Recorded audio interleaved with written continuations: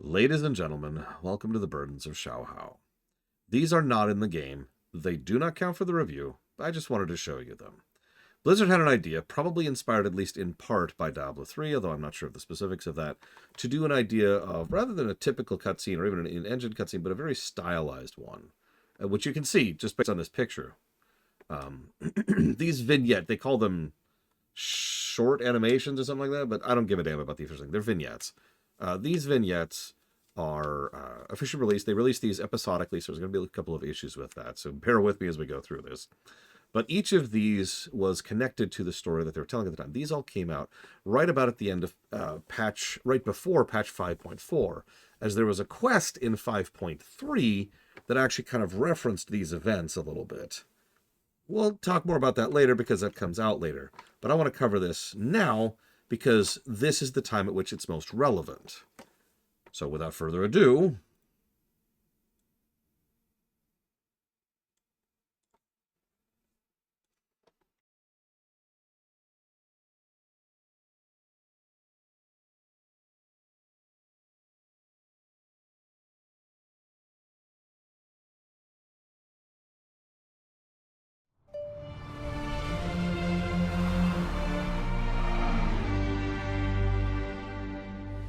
10,000 years ago, all the continents of Azeroth were as one.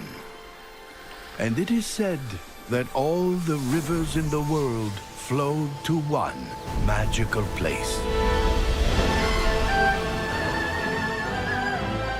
This was the ancient Empire of Pandaria, nestled in the most fertile of river valleys at the far end of the world. Behold, the last emperor on the day of his coronation. His name was Xiaohao. Young Xiaohao was born to be emperor and wanted for nothing. The wealth of the great Pandaren Empire was his to command. All Pandaren emperors begin their reign by consulting with the great Jinyu elders. It was said that the Jinyu could talk to the rivers, that they could hear whispers of the future in the rippling waves. The great water speaker closed his eyes and listened to the rivers. He listened for the emperor's long life and prosperous realm, but he heard something else entirely. The wise old Jinyu saw a faraway land, a kingdom of elves grown bold in their arrogance. He saw a pit of fire, a great maw opening upon countless horrors. Numberless demons were about to pour forth onto Azeroth, rending the land, corrupting all they touched. Even if the demons were defeated, the world would be forever broken, the continents forever shattered.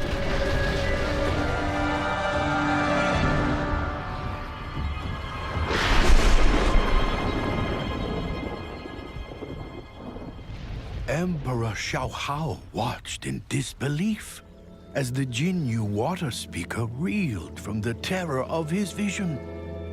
"What did you see?" Xiaohao asked. "Long life? Prosperous realm?" But the future held neither for the last emperor of the Pandaren. No, young Xiaohao could not rest on the riches of his empire.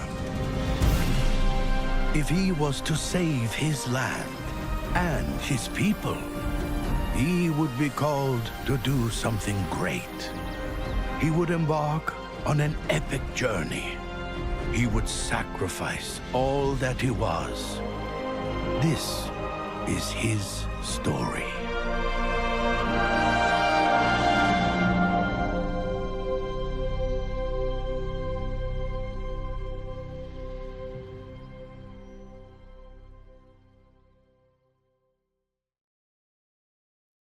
And you can start to see why I dislike that I can't review these. Part 1. Doubt.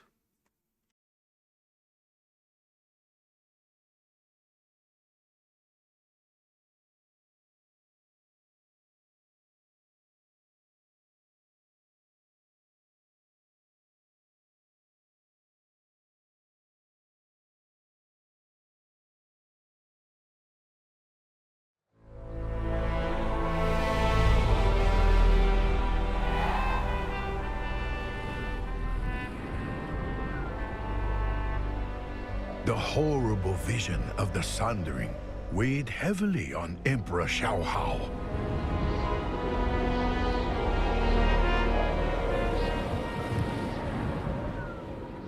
Cold and alone, he ascended Mount Everest, seeking wisdom from the Jade Serpent. "What troubles you, young Emperor?" the Spirit of Wisdom asked. Xiao Hao replied, "Countless demons will soon pour over Azeroth. What must I do to save my kingdom?" The Jade Serpent answered, "Seek out the heart of Pandaria, for the answer lies within." "But how can I find it?" the Emperor protested. "Your emotions cloud you," said the Serpent. "Free yourself of these burdens. Let the land be your teacher."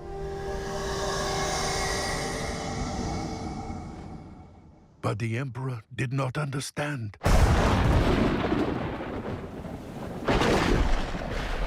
He sulked back to his home in the Jade Forest.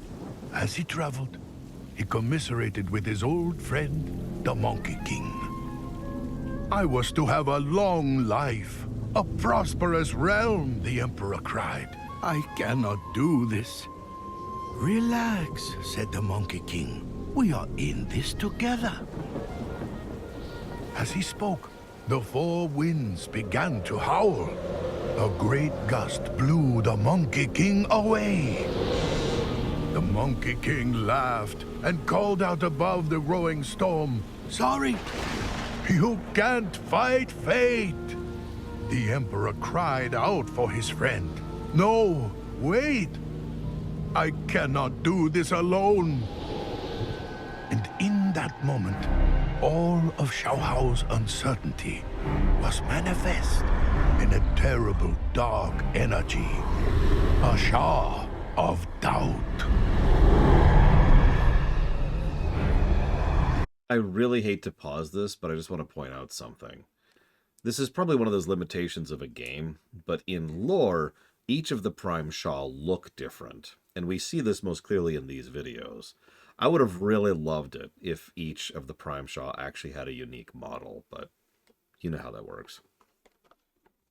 The more the Emperor struggled, the more he weakened. The Shah would surely overtake him. Then, Xiao Hao remembered the wisdom of the Jade Serpent, and he looked to the land for answers. Nearby, the bamboo of the Jade Forest was also threatened. The reeds that stood rigid against the gale broke under its force. But the reeds that bent with the wind endured the storm and prospered in the rain. Xiao Hao realized the lesson of the reed. And when he turned his back to the Shah, suddenly, all his doubts vanished. He knew he could be more than just Emperor. The four winds carried the laughing Monkey King over the valley and through the wilds. The Emperor's faith led him onward to save his friend and to stop the terrible sundering the Water Speaker had foreseen. Oh yes, and if it isn't obvious, this places the timeline of Xiao Hao and his reign right before the War of the Ancients. Also, I prefer these to be literal. Of course I do. Moving on.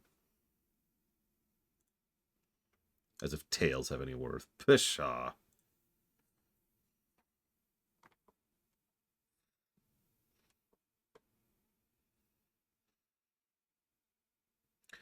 Part 2. Despair. Oh, and did you notice they go in the same order we did? They go straight from the Jade Forest down to Krasarang rather than Jade Forest to the valley.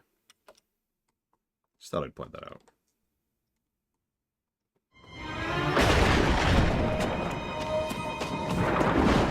Emperor Xiao Hao, free of doubt, pursued his friend, the Monkey King. With the wind at his back, Xiao Hao ran. But in his haste, the Emperor stumbled into the dense and untamed swamps of the Krasarang Wilds.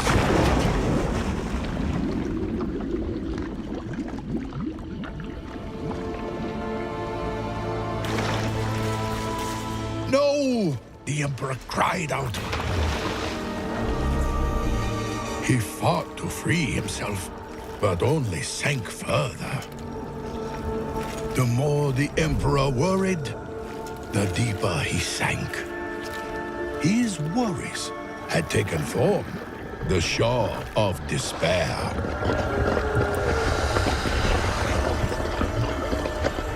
Xiao Hao cried out, "Help!"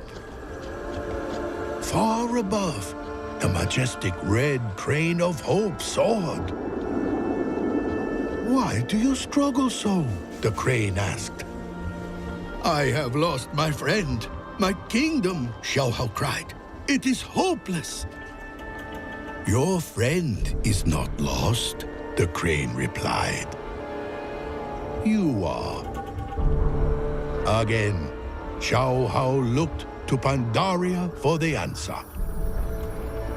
He saw the great tree growing in the middle of the swamp. The branches reached for the heavens, but its roots stretched deep into the earth. Xiao Hao's feet found purchase. With hope in his heart, the Emperor reached upward, and the grip of despair loosened.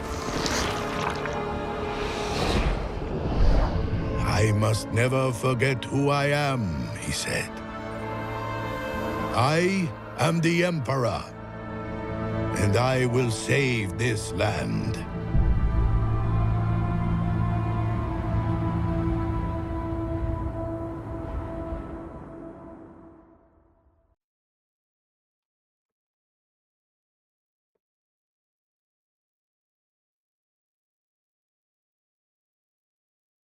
Part 3. Fear.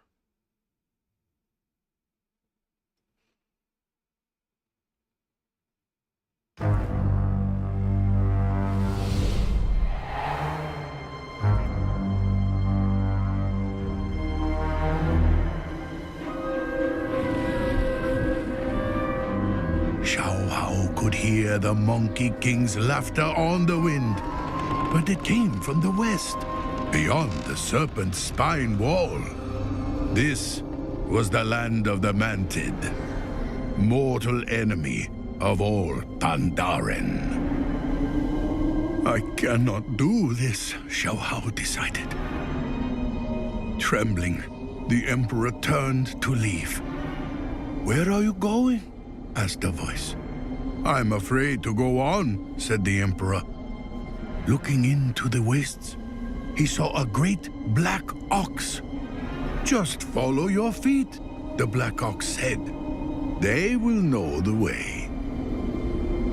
Xiao Hao descended the wall and crept through the strange realm.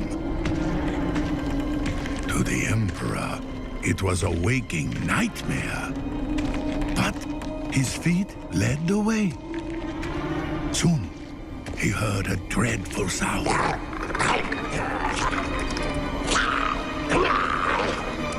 Three vile Mantid warriors argued how they would split up and devour their prize, the Monkey King. Xiao Hao was paralyzed with terror. The insidious Shah of Fear held him in place.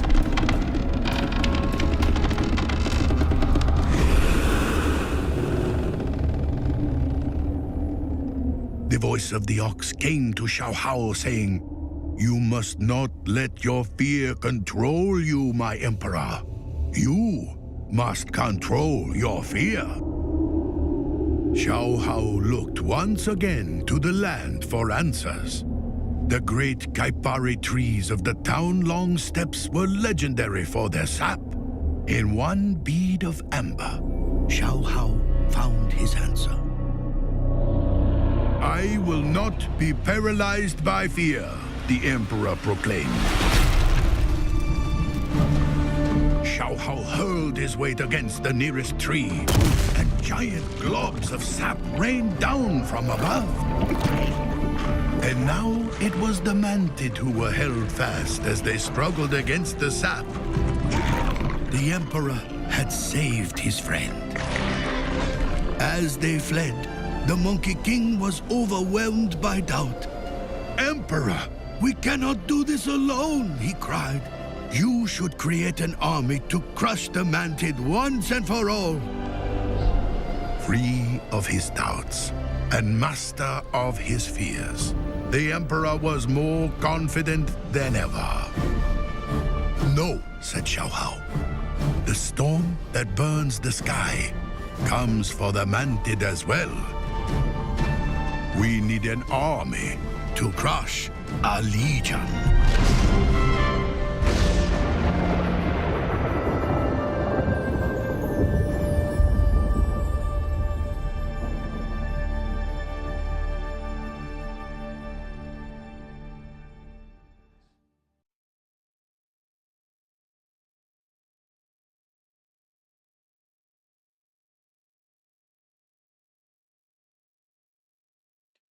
Part 5. Oh, 4. Excuse me. Anger. This is a good one.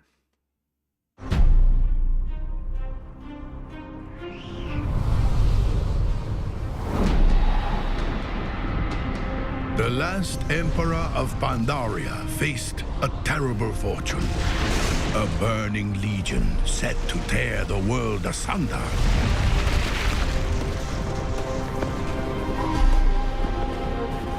He had cast away his doubt, despair, and fear.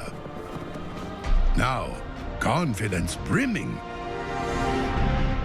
he would build an army. High atop the peaks of Kunlai Summit, the 100 greatest warriors of Pandaria perfected their arts under the watchful eye of the White Tiger, the spirit of strength. I need an army, Xiao Hao announced. I have come for my warriors. But the White Tiger recognized the great darkness within the brash Emperor. Why do you fight? The tiger asked.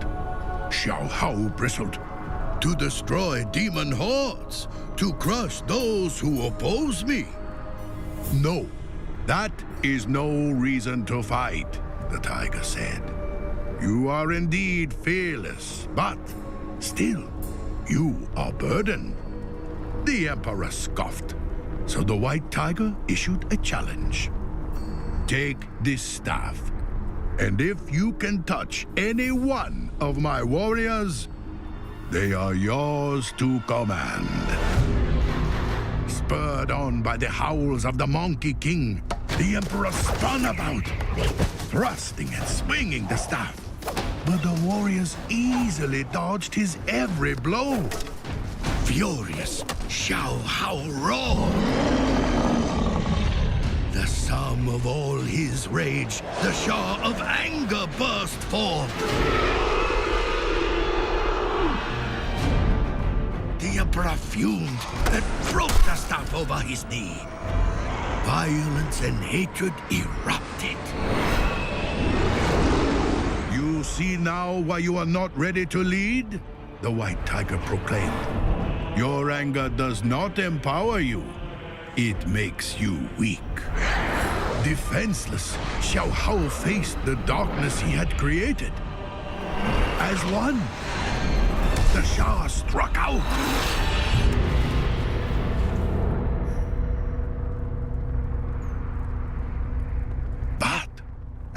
smoke cleared, the Emperor stood, unharmed.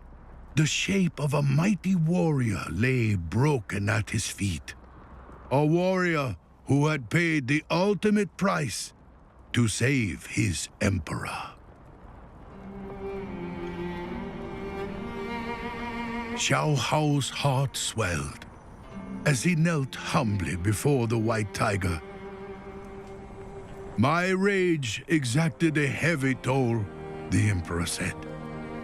A single sacrifice has shown me the power of fellowship, of love, of peace. The white tiger nodded.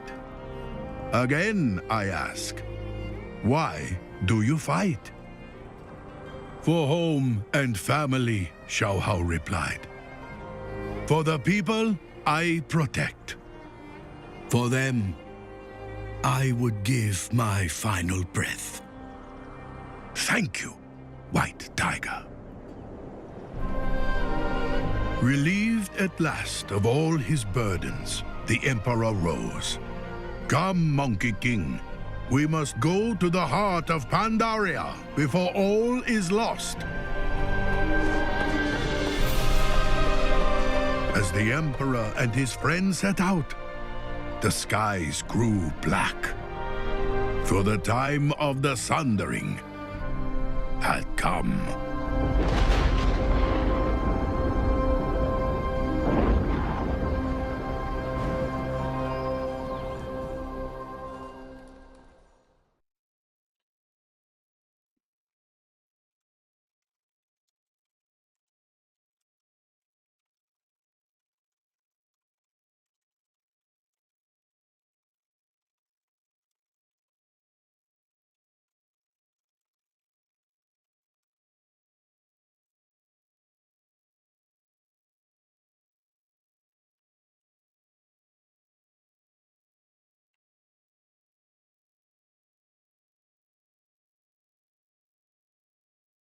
Part 5.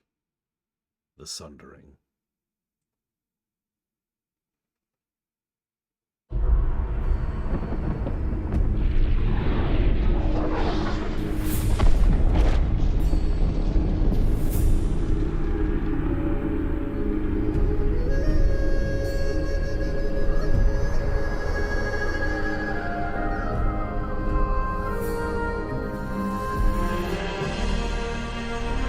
And so Xiao Hao came to the heart of the land, the sacred veil within the center of his empire. Purged of all his burdens, the Emperor radiated enlightenment.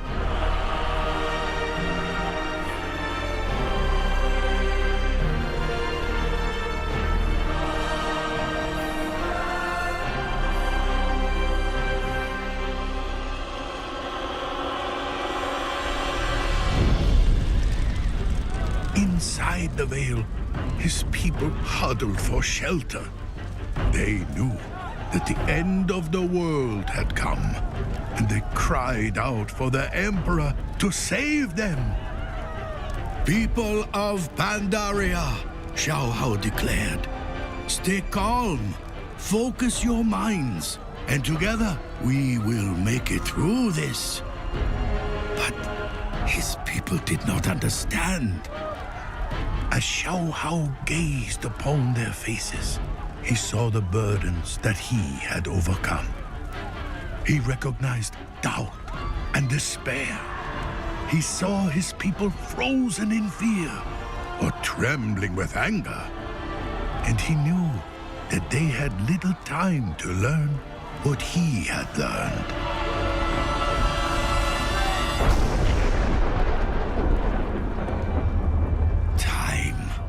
My people need time, the Emperor realized.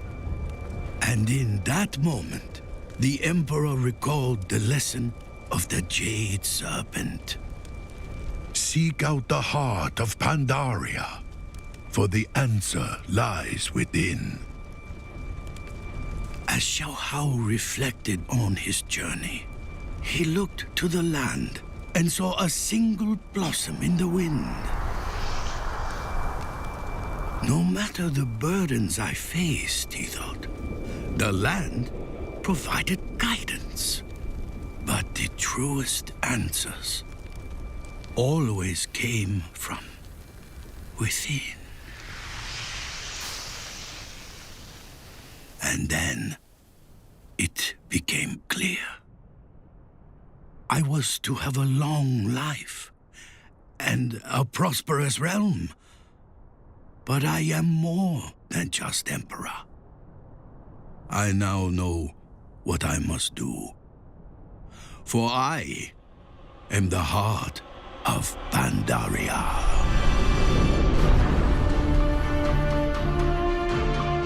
People of Pandaria, Xiaohao proclaimed, you are not yet ready to face the storm that comes for you.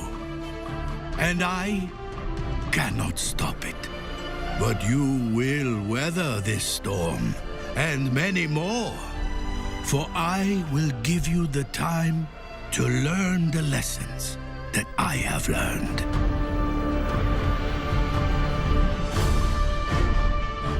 And then, the last Emperor of Pandaria sacrificed all that he was, and all that he would be, and gave his final breath to become one with the land.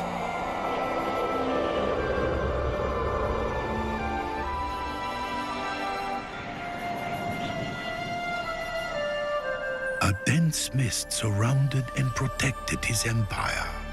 And while the rest of the world broke apart in the fury of the Sundering, Pandaria set itself free. Hidden by the Emperor's breath, it drifted out to sea like a blossom on the wind.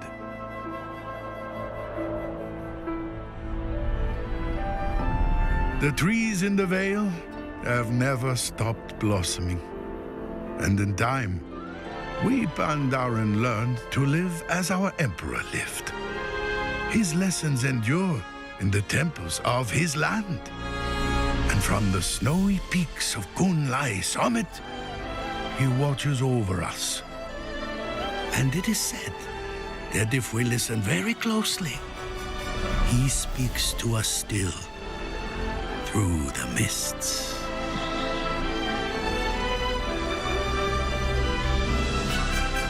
These are the Emperor's gifts to us. And this is Pandaria.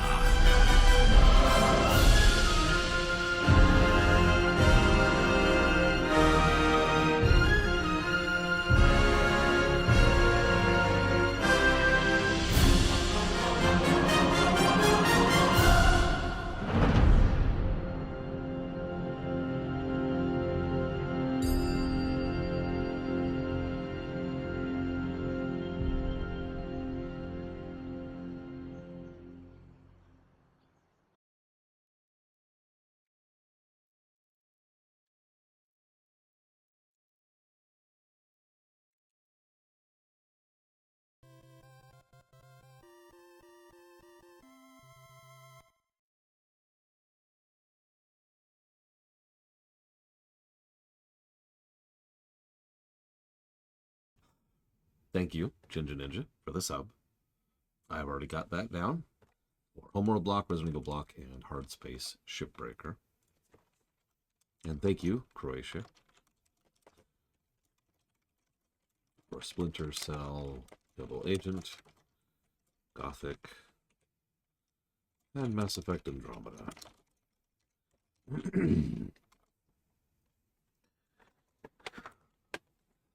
Oh God, that is the 3-year marker. Thank you again for 3 years.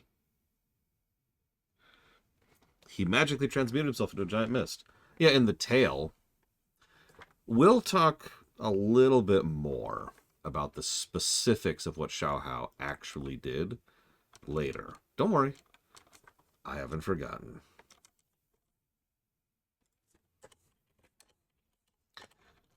For now...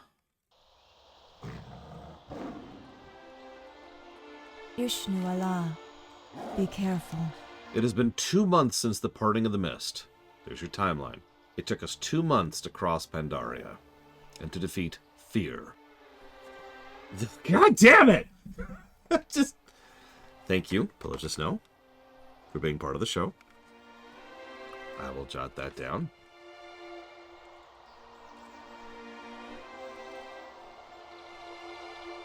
For Jedi Fallen Order, Jedi Survivor, banning Huthor, and Sonic Adventure 1. It's been 2 months. The main campaign of Pandaria is over. We have defeated the 6 Shaw. They're gone. So all those Prime Shaw have finally been removed from the board. No one in Pandaria was ever able to destroy them. They needed us to do that. That's not pride talking, although it kind of is, but it's true. They could never deal with the problem personally, so they put everything on pause until we could show up to do it. Not that they knew, of course, that we were coming. Why did they need us to do it? They couldn't, put simply. It was an interesting catch-22. They needed people tempered by war and hardship to be strong enough, who also had the self-discipline and control to not fall to the Shah. That is us, the main characters. It's very Warrior of Lighty, right? We happen to be the ones. Remember, pretty much no matter what, whether we've been around since Vanilla, or BC, or Wrath, we have definitely been around since Kata. And Kata was a hell of a crucible for a lot of people. So our character managed to push our way through Kata, and then we got here, and the war brought us here. We made our way across Pandaria and helped purge them of the Shah, finally and formally and forever. 2 months. Goddess, watch over you.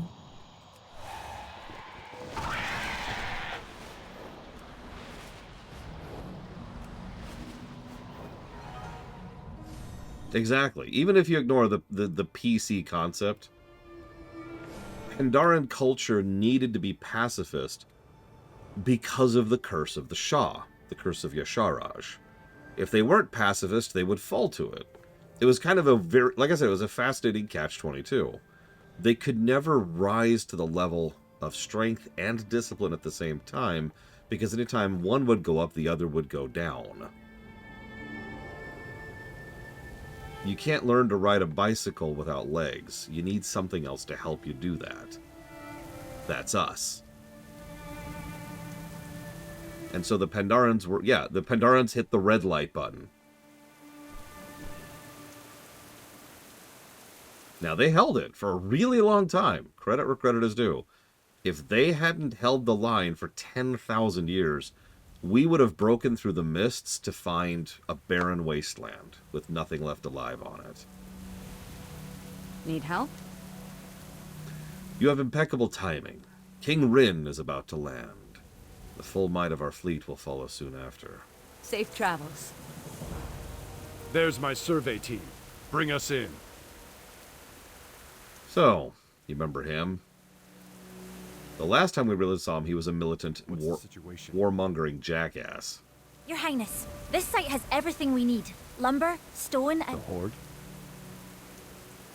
Marshal Trotman and a handful of scouts pursued a Horde warband up the beach. They haven't come back. Trotman may have gotten himself in over his head. We'll split up. Lena, stay here and establish a camp. Your first priority should be medical tents and shelters. When the peasants arrive, see that they begin construction of the docks. Hornswoggle, notify the rest of the survey team. Quarry and mining operations will begin as soon as the fleet arrives. Yes, Your Majesty. Champion, you know this land better than anyone. You're with me. Let's go find Trotman. And yes, that Trotman from Red Ridge, and more importantly, from the Blasted Lands. Or, excuse me, the Burning Steppes. I always get this I am confused. Varian, but I am also Logosh. Now that is interesting. Do you see that, Huthor? That first quest is going to give us 7,000 rep. I think we're not going to have to give those negatives. There's no time to waste. We need to find Trotman and secure the beach. We should check the dwarves, too. The Explorers League is tough, but they're no army. They should be along the cliffs just north of here. Let us ride for our friends and for the Alliance. Fare you well. So, let's just get this out of the way. this is Varian 2. I just want to be very clear about that. And I don't mind, but I want to be extremely clear that this is, for all intents and purposes, a different character. Similar to several other characters who have had several buttons hit them over the years. He is no longer Mr. Warmongering jackass. Now, I think they overcorrect here a little bit, but we'll talk more about that as we go through Landfall.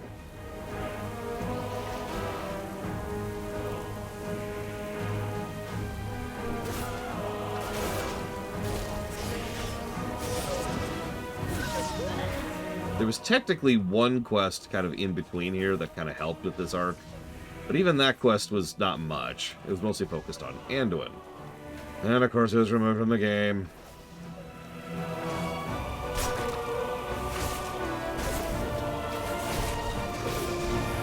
I think the problem is Varian could have grown as a character as a villain. We know this because Garrosh did too. Like, Garrosh didn't become a better person, he became a better character. In fact, arguably he became a worse person, but a better character.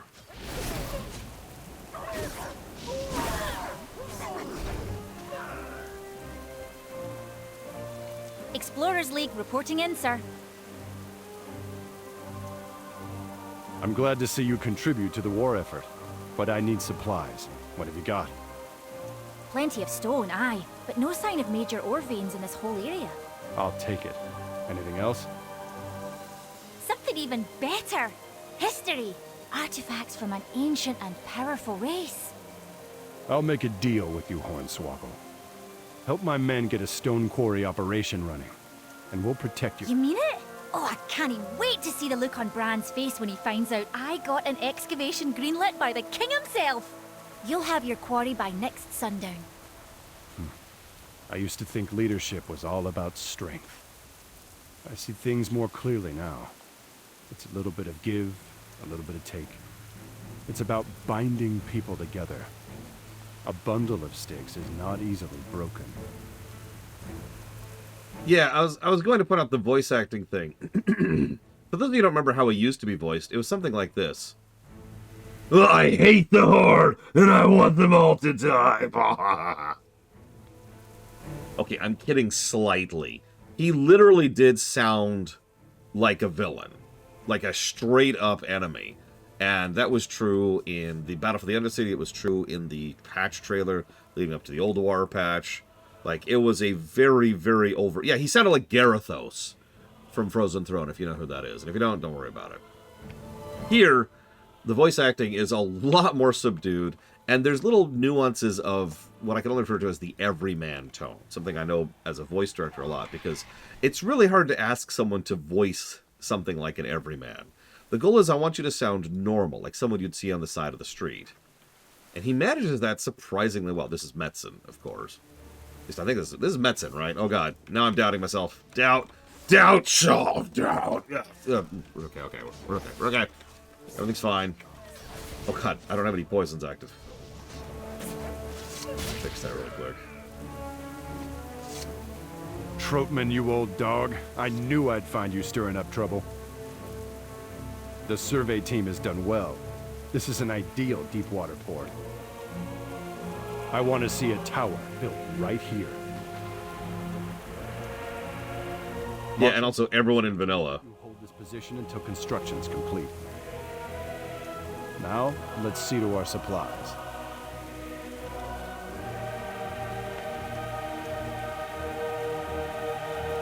Yeah, literally, Uthor. But to say this out loud, because I've only said it 7,000 times, I don't mind retcons as long as they're good. And for the record, I do prefer this approach to Varian. Now, if they had done the same thing to Garrosh, that might have irritated me. But one of them being the villain and one of them not, okay. I can buy that. And, as several people pointed out in chat, Varian had an advantage in lore. He had a son. Let's actually think about this for a second. Varian's closest advisors overall at this point are Greymane, who, despite his issues, is a competent king who knows a lot about running a kingdom. Anduin, who is definitely a balancing element onto his more aggressive thoughts. I'm missing someone. I know Velen. I was going to do Velen last, but Velen. We don't see a lot about Velen being involved here, but Velen was definitely there. Velen was one of Anduin's biggest teachers, and so Velen and Varian had some interaction too. And I feel like that's actually it.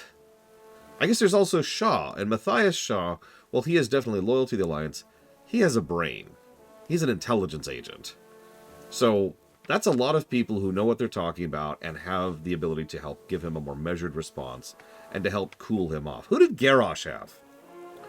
Twitface from the Dragon Maw clan. Enough said. Dudeface, now we don't see much of him on camera, but we will actually see him later. Malkarok. He's from the Blackrock. You know, the Dark Horde. Gallywix, who was fully supporting him at that point in time. Is that actually it? That might be the whole list. He did have Eitrig and Varrock, but he refused to listen to them. So... Oh, excuse me, that's actually true. Sylvanas, one of the only leaders who was actually willing to work with him. Yeah, Garrosh could have had a legit team backing him, and he didn't by coincidence and writing. Because yeah, Varrock, Cairn, Vol'jin, Eitrig, and if I might be so bold as to add someone onto that list, and I just suddenly forgot his name, Lor'themar. Remember, Lor'themar is probably one of the most legit leaders in the Horde. And at least part of that's because he wasn't a leader until it was very abruptly shoved onto his shoulders. Dude was like the equivalent of, what, a commander, I think, in the military? I forget. It was relatively low to mid-tier. And then everybody above him died. And so he was just kind of suddenly, I guess I'm in charge of my entire people now. Okay. I know Lor'themar was under Sylvanas, but, like, I feel like he was 2 steps under. I don't want to look that up. It doesn't matter. Point being, he was in the military, you know, middle to high tier, colonel. That's the rank. He's like colonel rank. And then the Scourge happened, and now he's in charge of the entire polity. Cool. But he rose to that occasion. Lor'themar did really well for what he was doing. And my sister is here.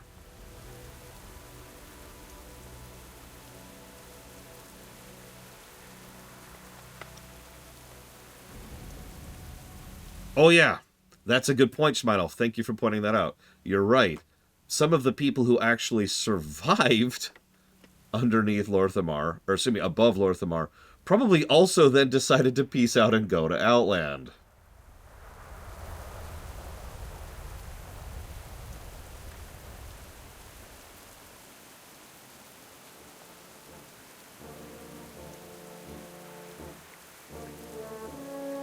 Anyways, what was I saying? Sorry, right, getting back to Varian. So I can buy it, is what I'm trying to say. A retcon like this could have sucked, but I think, based on the circumstances, based on what they do with it, I'm okay with Varian deciding to chill a little bit, right? The line of Stormwind's kings has been restored. Has it? I'm satisfied with this site. Let's bring in the fleet. Give me that rep. The Alliance Boom! destiny for Azeroth. 7,000 rep. For too long, the Horde has been allowed to run rampant across Azeroth. I will not see these new lands conquered by some barbaric war chief. Ready to bring Alliance justice to the shores of Pandaria? Our struggles are far from over. Yeah, this one's going to give 1,500 rep. Yeah, we're already friendly. I think we already have enough to do the first quest.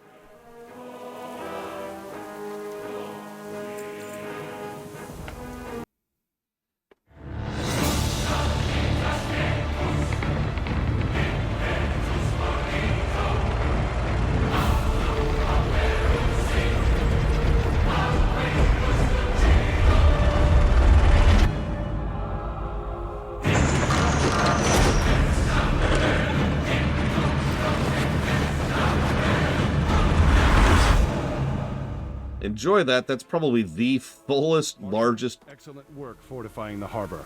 Our Father! What? Anduin, you're safe.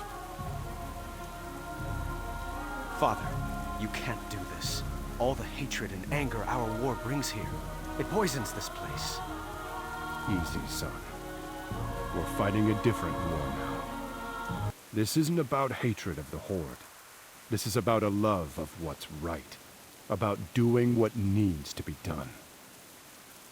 This land is different than ours. It's a treasure. Then we'll protect it with our lives. Son, I need you with me on this. We in this together? Together. It's interesting to note that Anduin also does not believe him. The Horde. They've holed up in a temple west of here.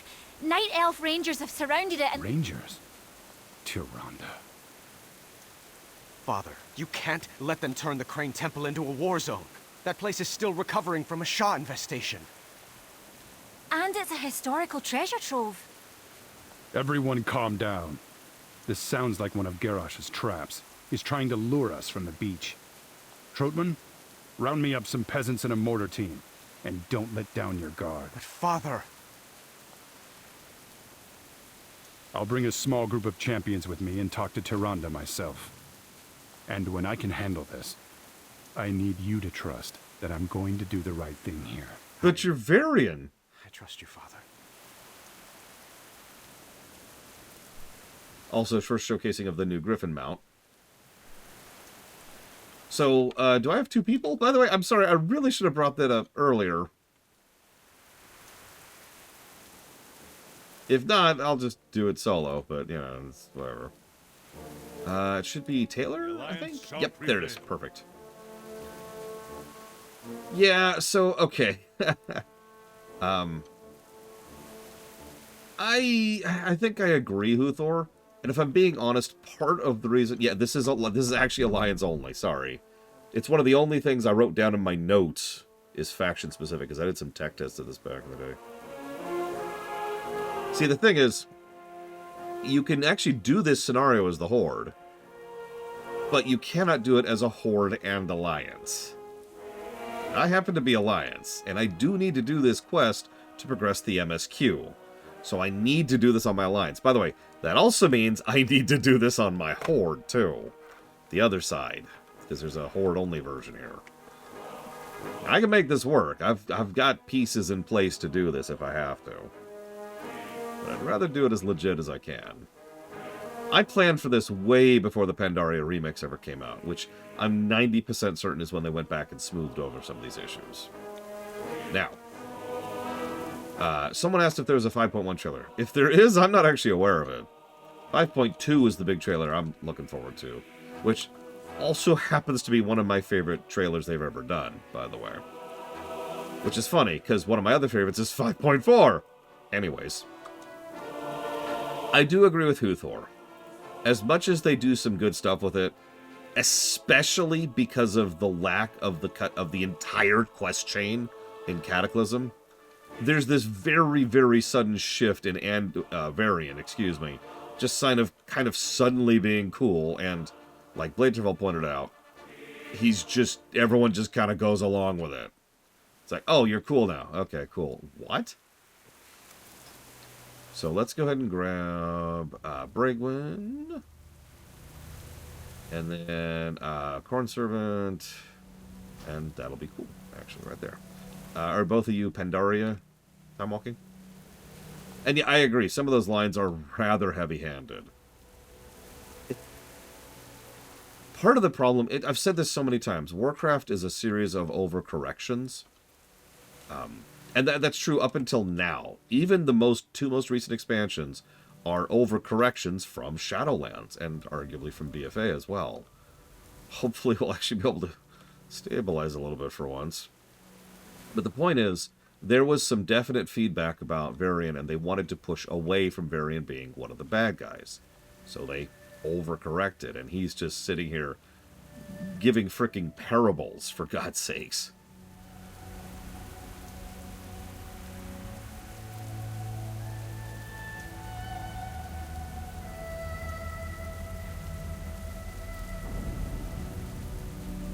Let me. You both. I see 2 yeses. Never mind. Okay. Adversity, our constant companion. A little patience.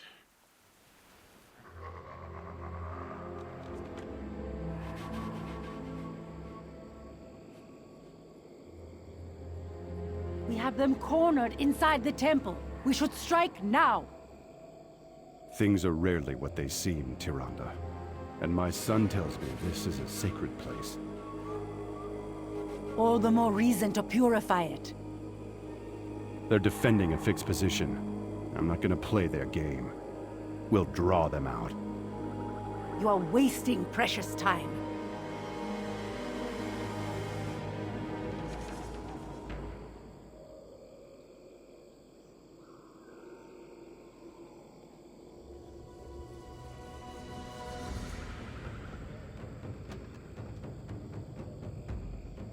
You 3 are my eyes and ears. Fan out! Prepare a defense! Nice outfit. A Vice. test. A trial of patience. Will the wolf behave as a warrior or a king? You see, here's the problem. Tyranda's kind of a hot-headed idiot, and we all know this. That's been true ever since her showcasing all the way back in Warcraft 3. Catch here is that she's a warmongering idiot who is the supreme commander of a military that has kept the peace for literal millennia and who has recently led multiple large-scale battles and a war. So, tactically speaking, she should crush Varian. But no, Varian's the one who's going to school her because, and I just said this, we need to overcorrect. Ready our defenses. They have to come out eventually. So Varian is just too good at her expense. Anybody who watched the recent Dawn Trail thing, this probably sounds familiar. Because, and I'm not going to spoil it because it is a spoiler to even mention the character name, but there's a character in Dawn Trail who just kind of turns on a dime and becomes an awesome character. And that's pretty much exactly what they're doing with Varian here. Except in this case, it's not even on camera. It's just, that happened over there, and now we're with the new Varian. My open hand will reward my friends. But let my enemies beware. I just hit Honored with Shield Ready our Wall. defenses. They have to I come just out hit eventually. Honored. I haven't even finished the scenario yet. Okay, so, negative to all of this nonsense.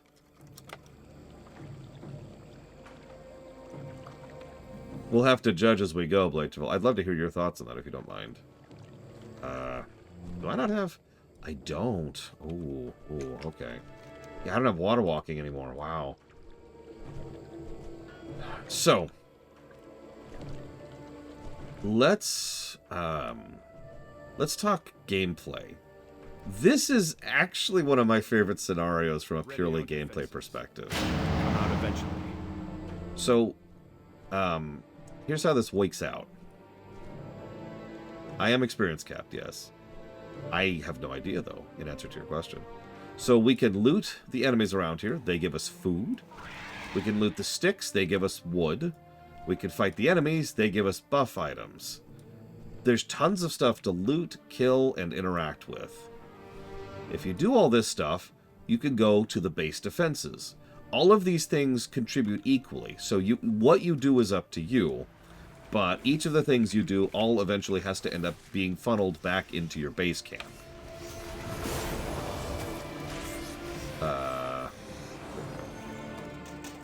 So, like, I just got some snake oil and some rations, so I'm going to put the rations over here. Wasting time. We should move in for the kill. Patience, Tyrande. You'll notice, as I'm doing this, there's a progress bar at the bottom that's building up to show when this particular camp will be concluded. You'll also notice that I am rewarded for doing different types of content. So, for example, I have grafted in, ×3, inspired, well-fed, ×3, and fertile ground, ×3. Each of these gives me more and more labor rate, which increases the rate at which I can do things. That also is for the group, if I'm not mistaken. Like, that's an aura buff. Yeah, you can see it's being reapplied there just by me We're being almost nearby. ready. Keep on working. So people in the group are encouraged to be doing different types of attacks and different types of progress in order to speed it up even more. Ironically, for a scenario called A Little Patience. But, you know, what can you do? I had to remember how to play Assassin for just a second.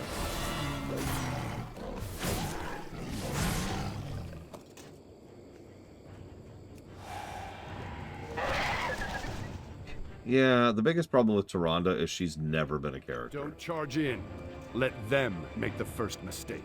The closest she has ever come to being a character past Warcraft 3 is in Dragonflight. It's literal. In fact, it's in the final patch of Dragonflight. So literally last year.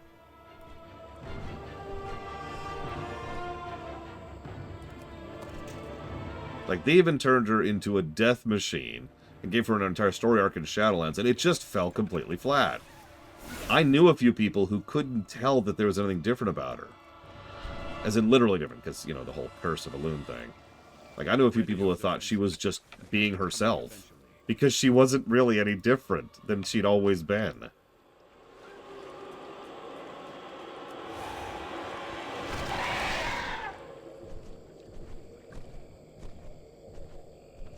That's an interesting thought. Futurama predates Warcraft 3, right? I think it does.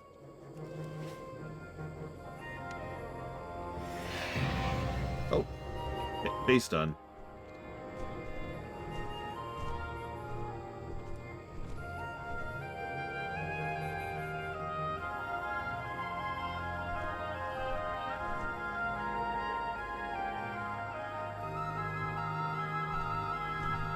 I mean, Dragonflight... Tentative, Varian. You must be decisive if you wish to lead the Alliance. Lady. Patience, Tyrande. We'll have our victory. But we're not going in unprepared. God damn it, Tyrande. A lot of Dragonflight was writing characters and story arcs completely out of the narrative, so that doesn't really surprise me. I almost never see this one, the Jinyu.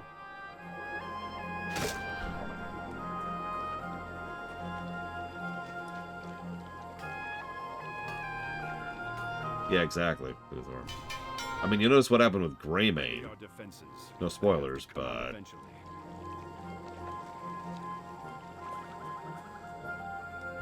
that all I have? I guess it is, actually.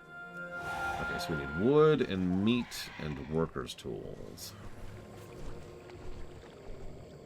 I'm hopeful we'll see more of, oh god, I can't think of her name. Her daughter in the future. Chandris, thank you. I'm hoping we'll see more of Chandris in the future. We'll see. We do have an elf expansion coming up, so... Never know. Force them into the bottlenecks. Let them think they can win.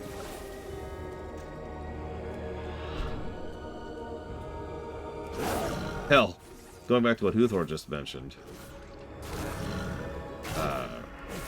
Tyrande is almost always written to be a foil for another character, right? Even in Shadowlands, she was mostly a foil for Chandris.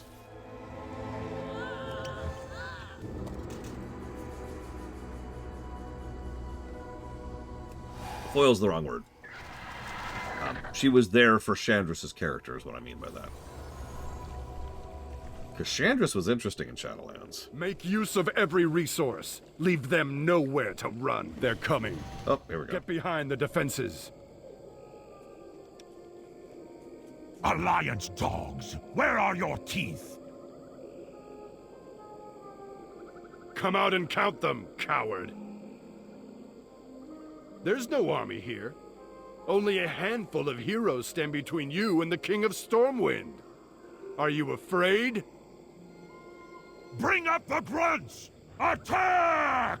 Now, in contrast to the Tyrande thing, this is completely in character for one of Garrosh's loyalists.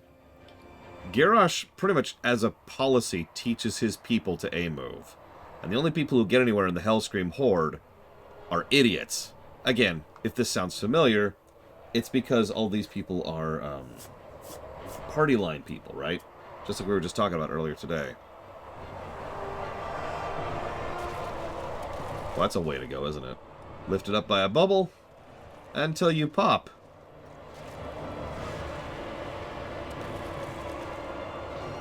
Yeah, by the way, all orcs. This has been true since Kata. I've been pointing this out for over an expansion now. Like an expansion and a quarter. We are officially at the point where the true horde is kind of filtered out most of the people with brains and skill and decency. What's left at this point is the Hellscream loyalists. We'll see more of this on the horde side of these quests. So, moving on. They're all extremely dead.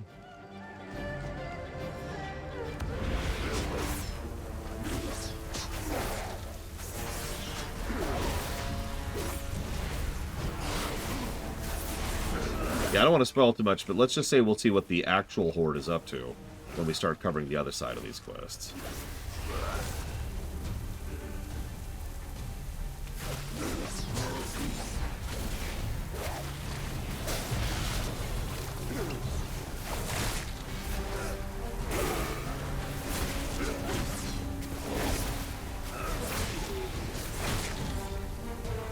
Okay. Our alliance is weak. Yep. That's why we just beat your ass.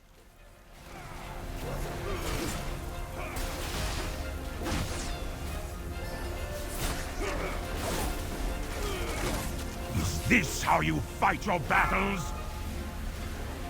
Possibly, Loke, but it doesn't change this from being bad writing for the same basic reason I mentioned. Reasons, excuse me. And done.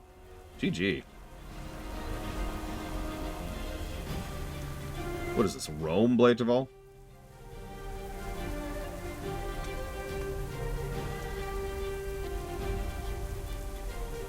Thank you, Bragan. The day is ours, and not a drop of blood was shed on holy ground.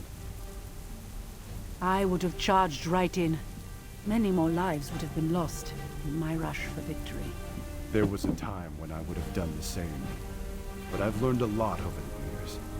I've fallen for too many of Garrosh's tricks. From now on, we define the terms of this engagement. Tyrande, I may not be a politician, but I am a fighter. I know we can win this war. We need to stand together. You have to trust me. Know that I will do the right thing. If we act as one, we cannot fail. I see that now. Our strength is yours to command, High King. May this be the first of many victories. A sword is the weapon of a warrior, but patience is the weapon of kings. This day brings victory, but more difficult trials lie ahead.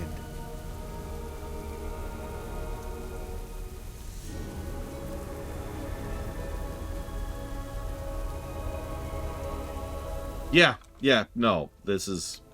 I like this scenario a lot, gameplay-wise. Yeah, the brains just don't worry about it.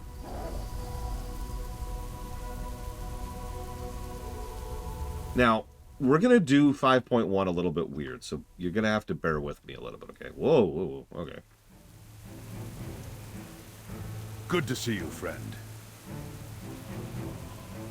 The Alliance must prevail. Yeah, no, the writing is just is stumbling pretty hard, and I am giving it negatives, don't worry. So, I need 2 people to volunteer to do a scenario with me in probably about 10 minutes. And they need to be Horde. They need to be, you know, under 67, and they need to be time walking to Pandaria. Also not the last time I will need that. The good news is this is the last time forever, actually. We're going to have a faction-mandated group. You're probably wondering why I even brought Bavurl out here.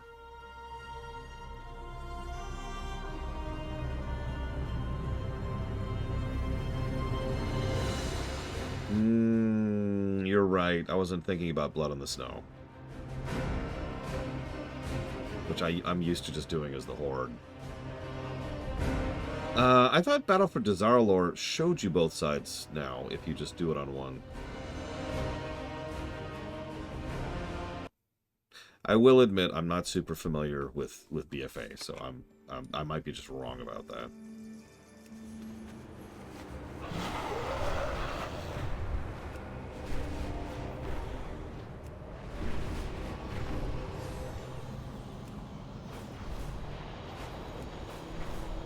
If you're a cross-faction group, it's weird, Magister. We are seeking the light.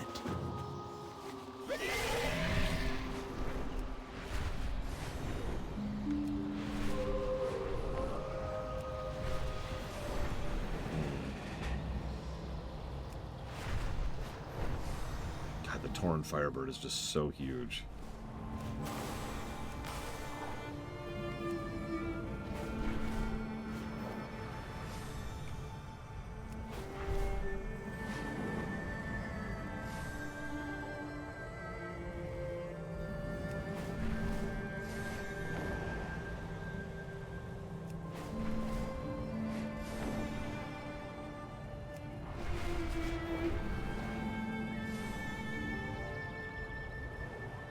I mean, fair enough, Magister.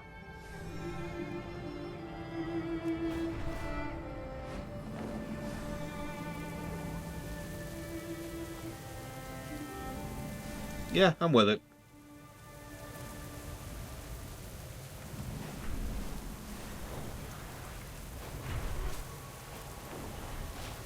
So, what's Garrosh up to? May your blades never dull. Here! Stop the boats here!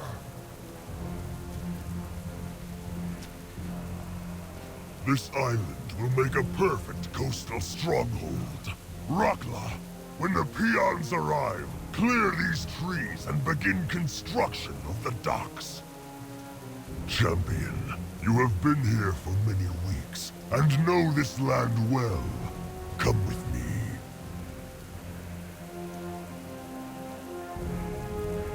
You will serve the Horde, or be crushed beneath it! Come, monk. I want to inspect this island and ensure my landing team has done their job. Bloodguard Grotah should be somewhere on the northern side. The Goblin survey team will have been in the east searching for oil. Let's crush this pitiful display and claim this land for my Horde. Okay, so for a bit of perspective, when I first did this quest, this actually pissed me off a non-zero amount. Because I was grouped with Garrosh, and I hated Garrosh. Now, what's kind of interesting about that to me in hindsight is I actually really like Garrosh as a character. But at the time, I honestly just couldn't separate myself from my disdain for him as an individual, like as a person. It took me a while to finally accept the fact that he really is actually a great villain, and he's awesome.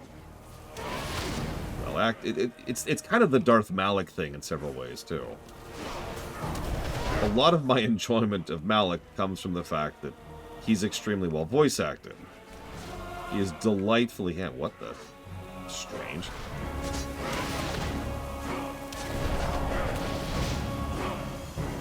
Also, I have to admit, at this point in time, historically, I was just really, really sick of some of the players, for lack of a better way to put it. It's my own fault for actually engaging in the community, but there's a lot of people who are like, yeah, death to the other side, death to the Horde and/or Alliance, and I was just really sick of that. So anytime there was this nonsense, it just triggered my sensors. Yeah, the faction bros can go directly to hell. No offense, but go directly to hell. Now, excuse me, I'm gonna get on my purple Zapdos now. Yeah, Tauren Monk. Hi! Wonk!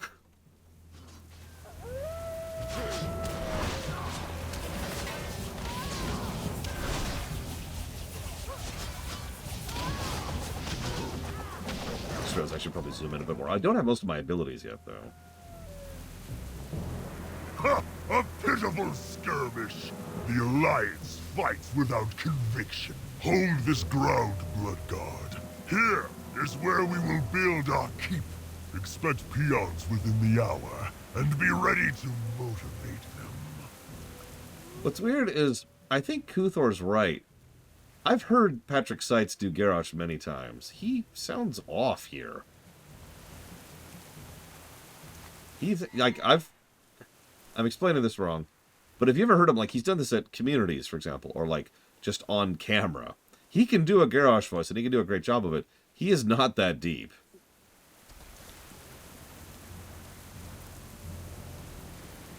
Hellscream's eyes are upon you.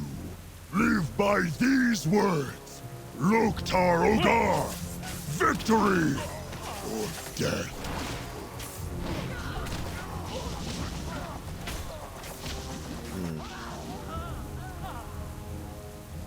So notice, goblins and orcs.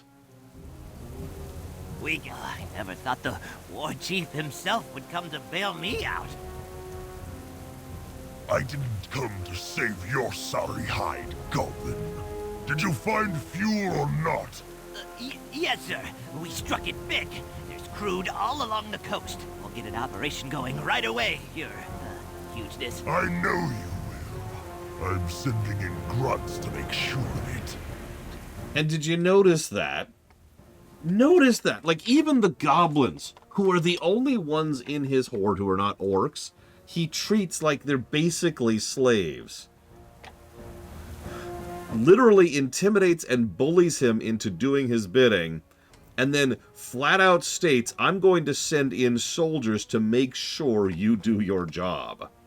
And yeah, the goblins are literally terrified of him. Only the strongest may dwell in Orgrimmar.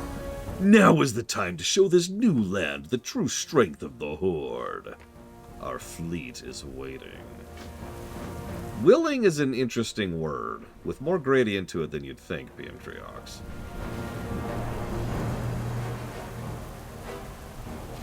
We do know that the entirety of the Blackfuse company is on, Garrosh's side. But that's one company of, like, what, 6?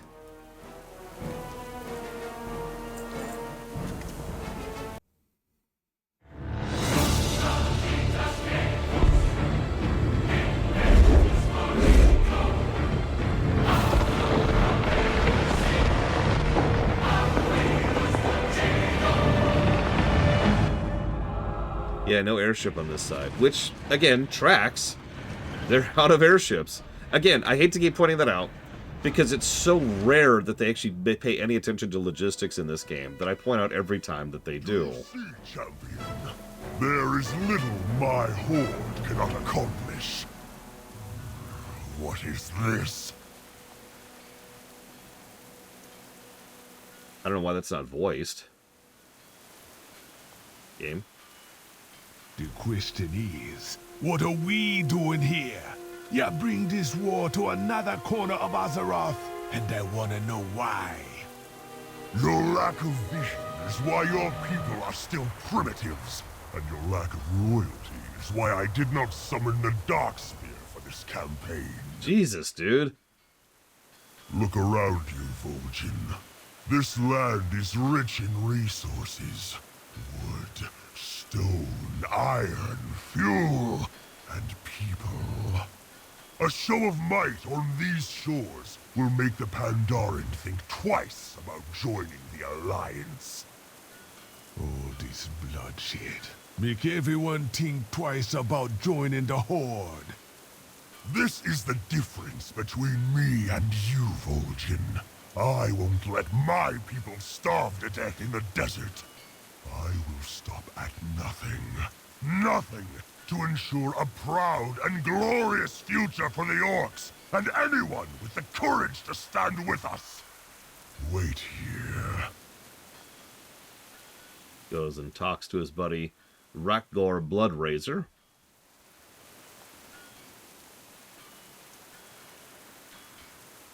There is something you can do, Troll, to demonstrate your value to the Horde. A mission in the heart of this continent. I will go, but only as a witness for my people. Someone gotta keep you in check, Garrosh.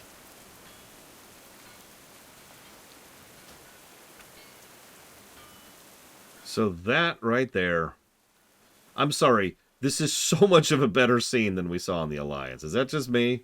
Is that just me? Like, first of all, Garrosh's reaction to his fellow orc and then to his goblin slaves is exactly correct. Second of all, the way that Vol'jin came out, like, what the hell are you doing? And the back and forth between them is near perfect. He's... your lack of vision knows why you people are still primitives. I should point out he's talking to Vol'jin, who is the leader of the Darkspear Trolls, one of the most, like, technologically and magically advanced people in this half of the continent. And just... I know there's better. Listen, Von Falkenstein. I agree with you. Like, he's actually calling them primitives, and then he flat out states this land is rich in resources. Wood, stone, iron, fuel, and people. So he talks about why he's doing this, and Vol'jin is the one who's like, this is why people think twice about joining your horde. His reaction is perfect. This is the difference between you and me. I won't let my people starve to death in the desert. Calling back to what started this whole campaign in the very first place. Holy crap. So, he then immediately gives Vol'jin a mission. Vol'jin asks us to come with. Now, do I have any horde who can help me with this mission? I mean, we might be able to two-man it. Were they actually starving the desert? Yes! Yes, they were! That's the problem. This has been true since all the way back in Wrath, actually. I brought this up there, and it comes up more in Kata. What game? What? Thrall's, he actually isn't a bad leader, and he is very good at getting people to listen to him. He has a truly immense charisma score, not the least of which being that Thrall also, he treats people with respect, which means, consequently, most people respect him. It's a fairly standard quid pro quo, right? Good question, Blade Taval. Good question. As soon as I get another person, we'll find out the answer to that question. By the way, another good scenario coming up here. I mean, they're all good scenarios from this point out. All the last ones are solid. The music going again. Just to show off. So we're fully layered now. This is Landfall. So obviously we've got the base, we've got the front lines here where people are attacking each other, and this is all cool and stuff. What you may or may not notice is we actually have Horde Supremacy right now. There's actually buffs you get, like Jade Walk and Oil Baron, based on who controls which things on the beach, right? You see those things? Who controls that changes which buffs you get. Also, as you can see, the goblins are busily trying to rip as much oil out of the ground, and this looks a lot like my Satisfactory setup. Note to self, fix it. And yeah, the idea was for this to be a whole battleground. Didn't work at all. But thankfully, Landfall still has a substantial MSQ and, campaign, single-player relevant arc here.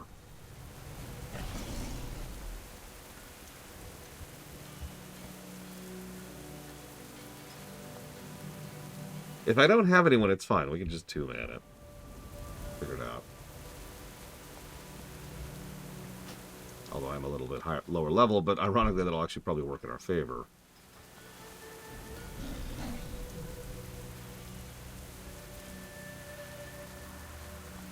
Look, I'm just saying that Blade Taval knows the true leader of the world of Warcraft is Garrosh. Yeah, I should point out, so several named characters from Cataclysm are essentially cameos in this. Notice Shokia is up here from Jade Forest. Let's see. I know there's someone else down here somewhere. I think he's from Dustwallow. Don't quote me on that. And yeah, the dwarf who was very upset at the death of his son, so he ordered us to go kill civilians as a reaction to that from the South Barrens.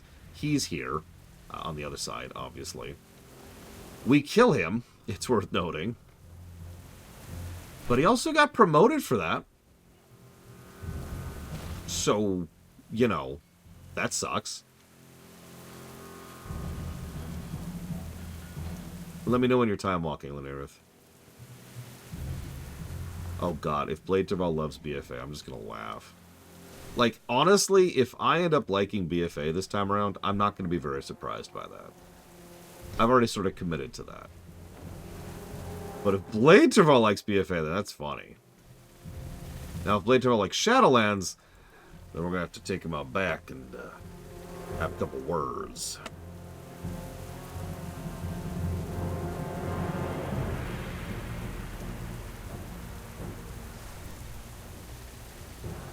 There are several reasons I didn't like BFA emotionally.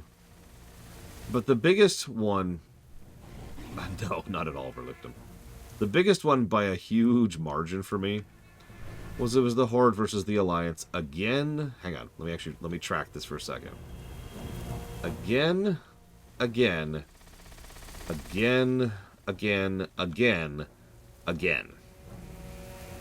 think that's all of them. And I was incredibly tired of it by then. As I've said several times, I was tired of the Horde versus Alliance thing in vanilla. BFA was well down the chain there, and I was truly well and sick of it.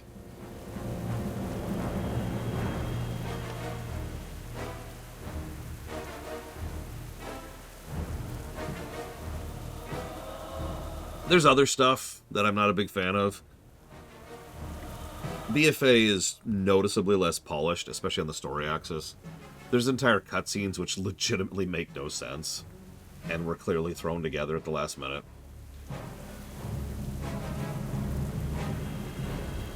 I was actually thinking about that as a hypothetical. If the story never moved on from HVA, as in it was always a major plot point, I'm not sure it would have bothered me that much. I'm legitimately not. I don't know. I can't gauge that because it's just a hypothetical. But yeah, like, one of the major themes since Warcraft 3, since literally the trailer of Warcraft 3, was we need to get away from the HVA. Literally before the game even came out, they were focusing on that. I know that was for different reasons, but it's still true.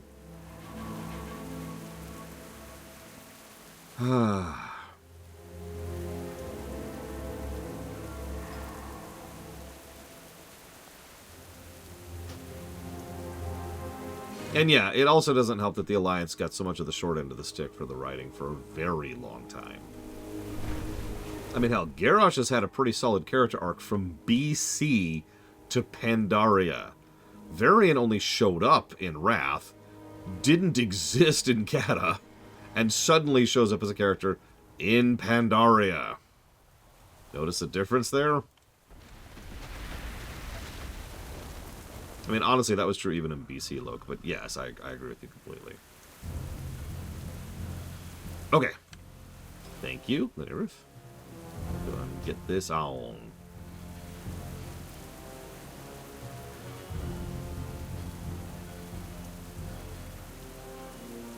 The tip of the Horde spear, no greater honor.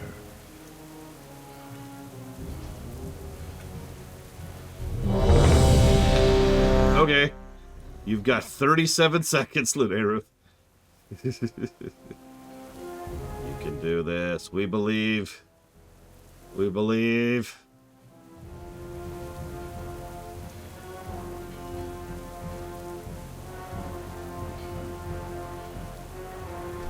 I agree with you, Luke. I do. Don't do it, Lanareth. Don't be the chicken. Don't be the boom chicken. 8, 7, 6, 5, 4, 3, 2, 1. Yeah, she didn't make it. Okay.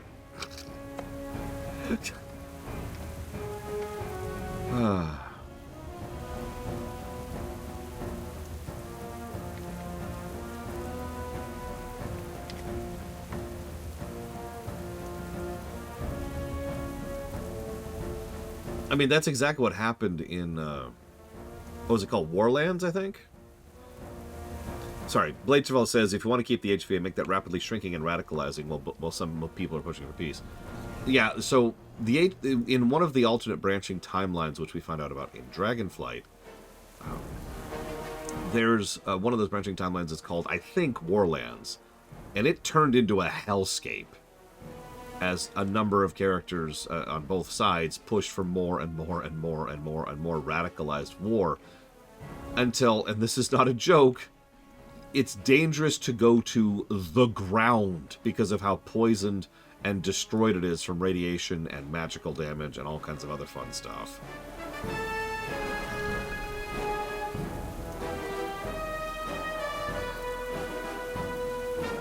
Like, they have destroyed their world.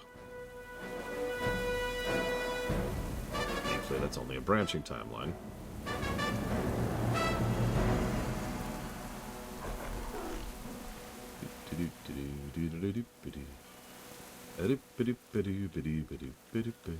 Yeah, the Grand Glorious Alliance versus the Blood Horde. Here's Unix. Brofist, before I even read it. Now I'm going to read it. Brofist! Thank you much. Do I prefer classic Metal Sonic or Neo Metal Sonic? The only Metal Sonics I have ever had any attachment to are the original, that's from Sonic the Hedgehog 2, and the one who was in the Dragon Ball Z parody awesome Flash animation from back in the day, which never finished. I don't remember which one that is.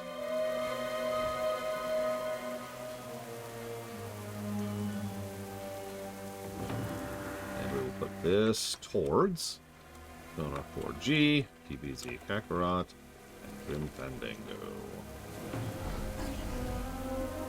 Oh, I get you, Blade 12. So, the total inverse of what I just mentioned.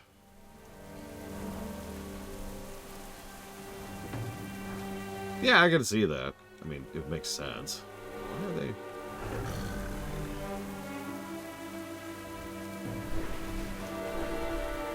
See how long I can stay in the air without hitting any buttons or landing.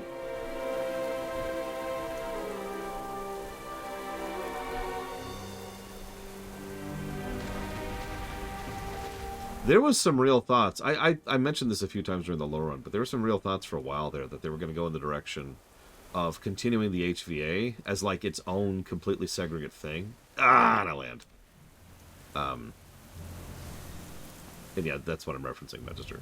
While having like the third faction, I kept calling it that. I kept saying the third faction, sometimes referred to as the Have-Brains. And the third faction idea was that there's your PvPers, they're over there being radical, violent, militant extremists, and then there's everyone else who are doing the story. See you around, Unix. Have fun. And yeah, honestly, if they had ever pulled that trigger, I probably would have been fine with it. It's worth noting they kind of did pull that trigger a little bit. I mean, not really, because they didn't codify it, but again, the HVA hasn't existed since BFA. That was a while ago. We are 3 factions in now of the HVA being... 3 expansions in of the HVA not being here anymore.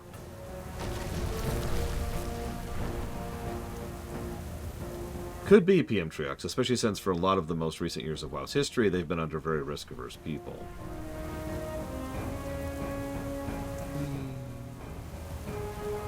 The only thing I know about the modern PvP scene, lore-wise, is that in the most recent Battleground, it's not HVA. It's just mercenaries fighting each other.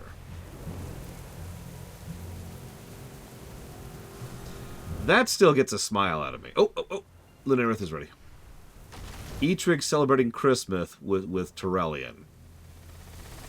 Yep. Keep your eyes peeled for the Alliance. Listen, all I'm saying, Warlickdom, is that I am chicken milk. Okay, back to the main plot. Keep your eyes wide open. So, why does Vol'jin want us to come with him? Stay close. Watch me. Everyone be here now. Let's get this done with. Proceed by foot. We'll circle around and look for another entrance. As the war chief commands. I'm glad you're here to watch me back. Don't like the look of Garash's goons. Let's mount up and move out. This is happening during the little patient scenario, by the way, so simultaneous stuff here. Wait for me! I don't like goons either! Come on, Grizzle.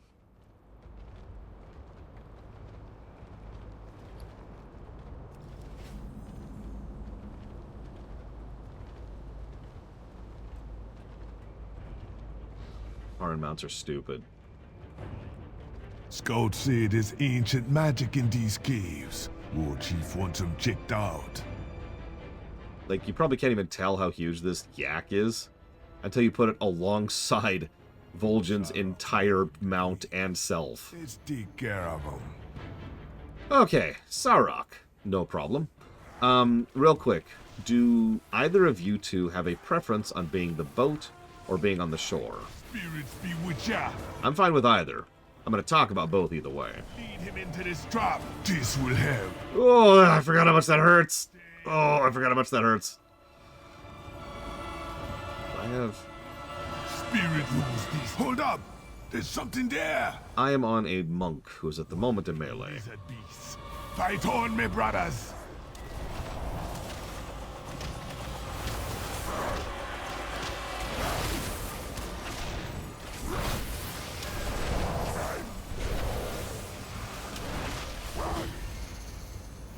Okay. Use this to heal yourself.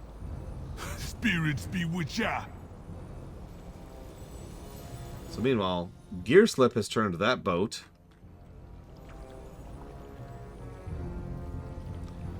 into... We can take this boat inside. Just let me make a few modifications. And... done! Huh? A self-propelled Zorok slaying machine. Perfect. I'll take the boat. It'll let me. One of you mind the guards. The rest on foot. There we go.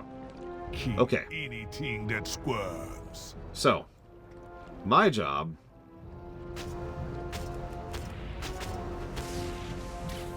Oh, hang on. Ah! Get that thing off us! There we go. My job is to be the guy on the gun. Obviously, I've got a couple of other things I can do too. But you see those little runes on the ground? So this is such a cool thing and deserves multiple positives in my honest opinion. You've either got, you know, the cannon, which is a vehicle section and exactly like you'd expect it to be. Or... Ah! Get that thing off us! You're on the ground. Now, both are required. Only the people on the ground can get rid of this thing. But you're probably thinking, what do they do to make it up to them? Like, because remember, one of the biggest problems with Unga Ingo was the fact that the people defending the thing were just bored. They had nothing to do. But here, you get those little runes, those glyphs on the ground. So you have one person on one shore, one person on the other shore, and then one person on the gun. Those runes give you a buff, which I'm trying to find the name of it. It's somewhere in there. Oh, where's the damn buff? There it is. Mogu Power. Increase damage, haste, movement speed, and heals you every tick.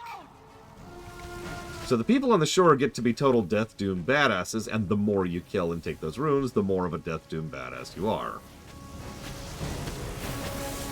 Also means this tends to be a bit escalating as the people on the shore get stronger and stronger the further we go in. So yeah, they get a Hyper Beam moment. I get a gun.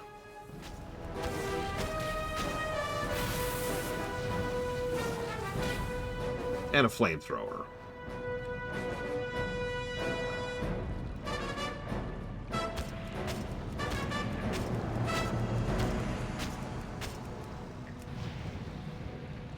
Get as much of that as I can.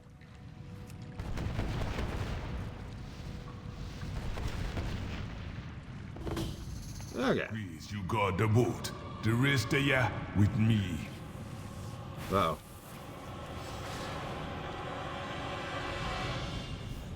That's why I said I was ambivalent which one I picked, as long as I got to show up both. Which I did, of course.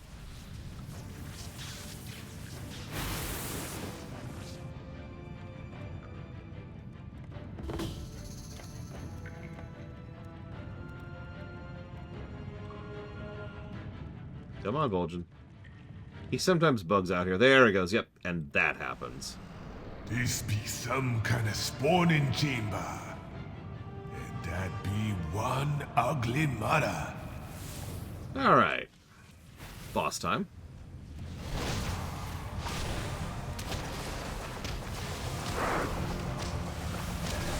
Now, I know what you're thinking. In the back of your mind, you're thinking, hang on, Lord, the name of this scenario is Dagger in the Dark. The other one was called A Bit of Patience, which makes sense. Oh yeah, by the way, fun fact, the boss drains all of the Mogu buffs out of you. Special coming. Down! So you have to do this last phase without any buffs. But we did it, we're fine, we're cool, we're cool. Something This is the chamber we're looking for. The war chief has learned there's a connection between the Mogu and these creatures. Troll, you know all about this voodoo. What can you find? Voodoo. Watch me back while I investigate. Sure thing. Just go hit this up here.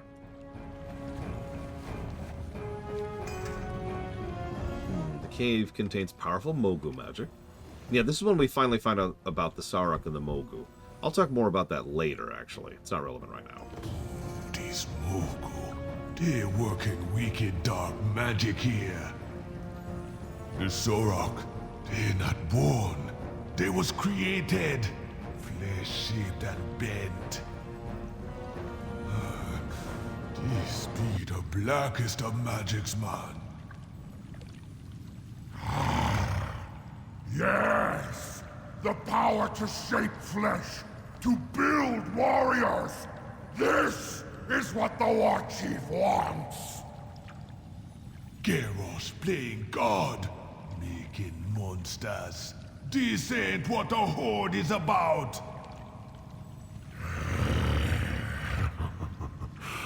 He knew you were a traitor!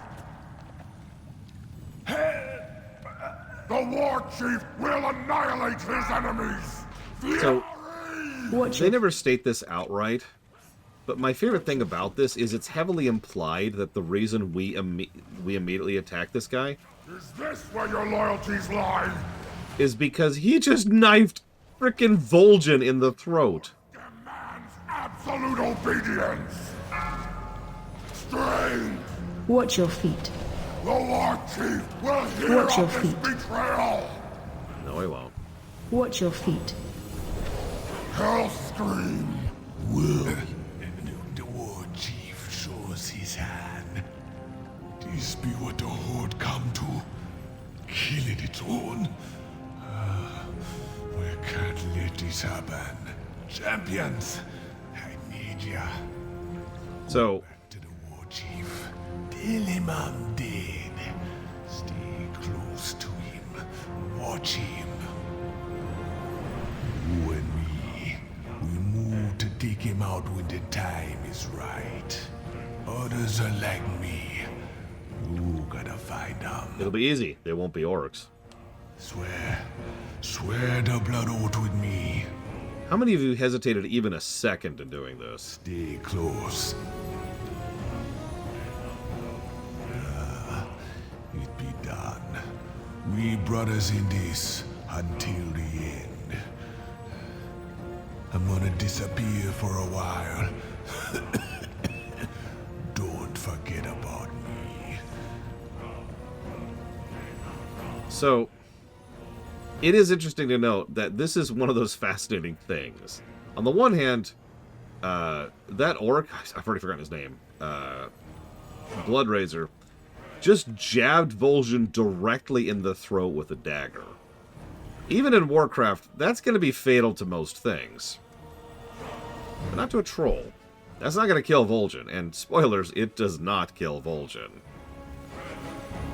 But it is a sufficiently violent and damaging attack that even a troll is injured by that and needs some work to recover from it. So yes, Vol'jin's going to go off and recoup for a bit. In fact, after this, if you go to Beanon Village, you can actually see him there, recuperating. So... yeah, you should have aimed for the head. Am I right? I don't even remember the name of the novel.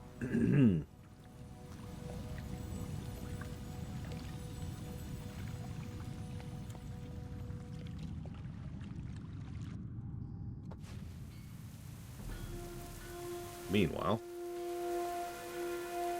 for the Horde. Fear nothing. And thank you, The Lene Horde Ruth. shall prevail. And Fife again. War Chief Garrosh Hellscream travels north with a squad of his most elite soldiers. Report to him with news of our continued victory against the Alliance. Hellscream's eyes are upon you. I don't think so, no, Blade Tavol.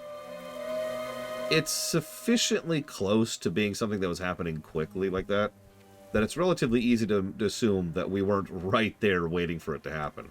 The only reason I was there is I wanted you to get a good shot of it happening. What you need? Take off! Hi, I'm Tech. I'll take you to the Vale now, just like the big green guy over there told me to. Vol'jin is good enough that he probably shouldn't have been caught by surprise on that, yeah. Wait an oaken gibbet. You wanted a wicket that cleared the beach of the jerp-jiggling Alliance slicky-siders? Yes. I guess. Feels weird to say yes to that.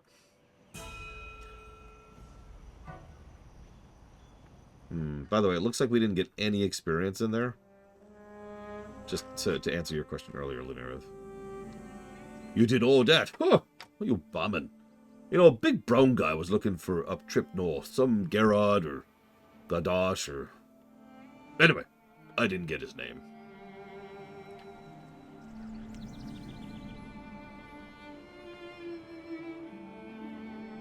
He looked real important. Tak tried to chatter with him, but he just stared at me, so I shut my jabber quick.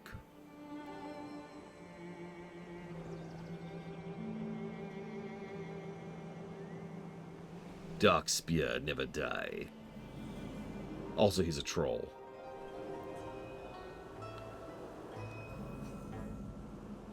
Yeah, if you ever wonder why Vol'jin isn't involved in patch 5.2, that's because he was off dealing with a neck wound. And you're right, I forgot someone else is probably X-capped. So never mind, I'm dumb.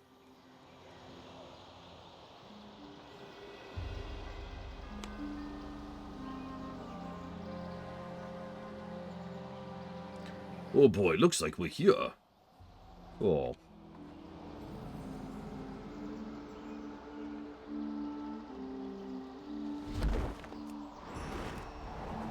Yeah, Vol'jin did flat out state he was going to kill Garrosh.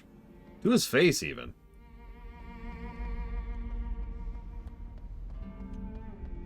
Look at this place, Malkarak. This is the prosperity our people deserve. Tell me again the names of those who built this kingdom. The Mogu, War Chief. In the tome of Pandaren history, they are written as cruel, relentless leaders, feared and not loved. Indeed. It appears I have much to learn from these Mogu. Of course, that's the lesson he would take from that. By the way, this is Lorthamar. The rebuilding continues. If you don't recognize that voice, I got nothing for you. The beauty of Eversong endures. And yes, that is modern Lorthamar over there. By the way, this is essentially the first time Lorthamar's been a character in the entire game. He had what is effectively one quest chain back in BC, and that is it. So, welcome to Lorthamar Theron. We'll talk about him as we go. You will serve the Horde, or be crushed beneath it! I am told the Mogu once possessed hundreds of hidden armories full of earth-shattering weapons. When a Mogu army prepared for war, they struck fear and terror into the hearts of their enemies. This is the knowledge I seek on Pandaria. I have sent an expedition to study some ruins to the west, but they work as slowly as dim-witted peons. Go talk to Fenlir Silverthorn, their leader. Tell him I want results immediately. That's some leadership potential right there. Oh, and just to get across, this is Malkarak. He's the former Dark Horde guy. A Blackrock orc who is a member of the Blackrock clan and a Dark Horde member. So, yeah, I think that speaks for itself.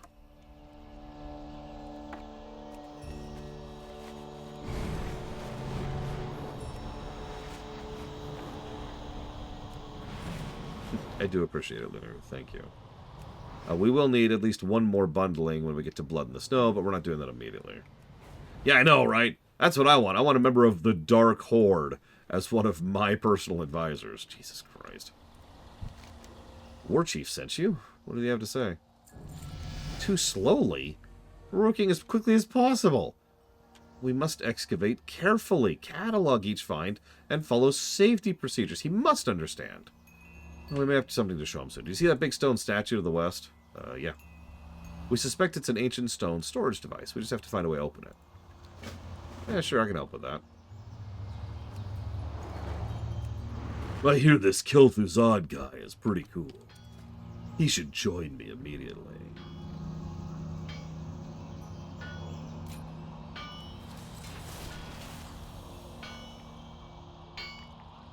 What's happening? It's coming alive!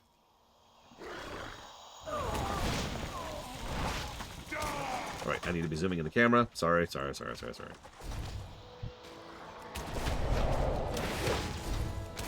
Ooh, okay, he hurts a little. A little bit more attention.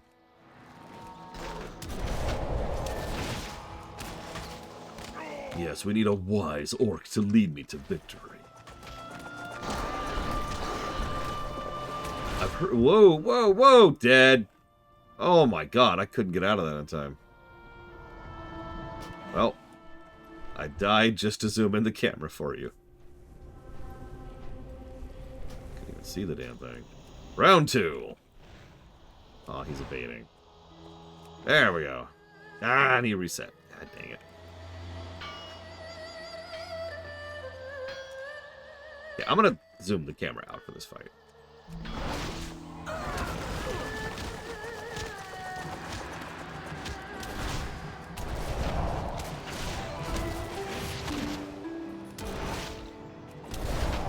Yep, these elves died here, by the way. Not that anyone cares about elf lives. I mean, can you break? Whoa. What?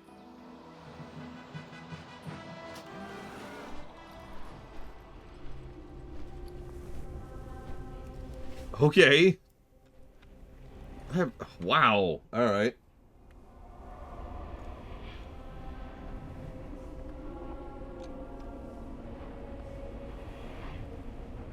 One more try, and then we're gonna do something else. I really like watching these elves die, Magister. That's all it really is. I'm sorry.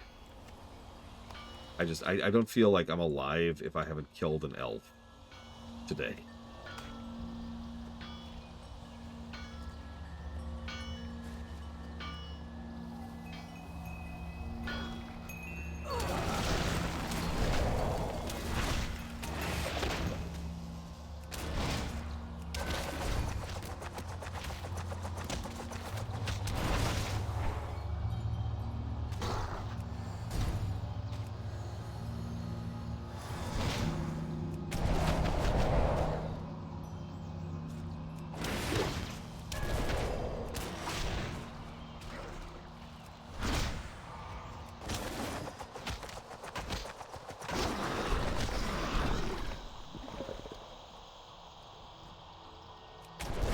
That would be really nice as Mirror Star.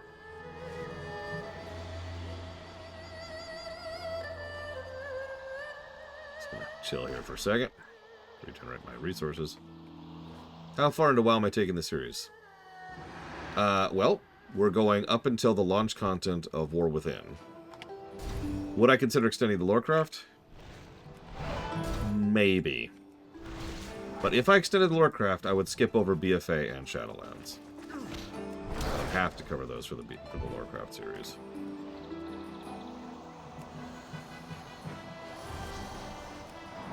I've never even heard of it, Triaxia, so I have no idea. We're quite capable of dealing with this excavation. I understand the war chief sent you, but he'll get results faster if he leaves us to work. Very interesting. This tablet will yield many secrets. If I'm correct, this divine bell is the kind of weapon the war chief is looking for. Return to your other duties. I'll take this information to him myself.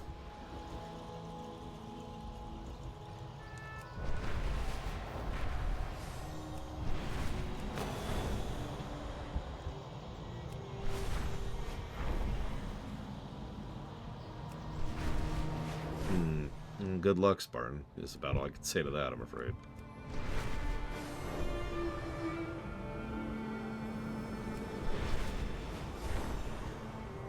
Yeah, there's also a short dark so I can get ready for the LGAs. Everyone just assumes I'm going to stream those. Every year I've done a little bit of work to get, footage and music ready for it. Nobody believes me. I could technically get that footage done while streaming, but I'd have to cut off all contact with family and friends, stop eating as much, and I would have to stay up later and wake up earlier.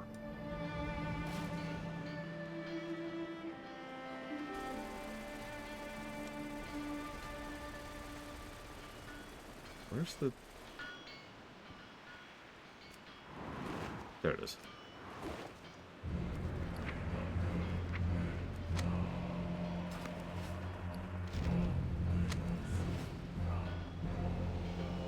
Loktar, may your blades never dull. So,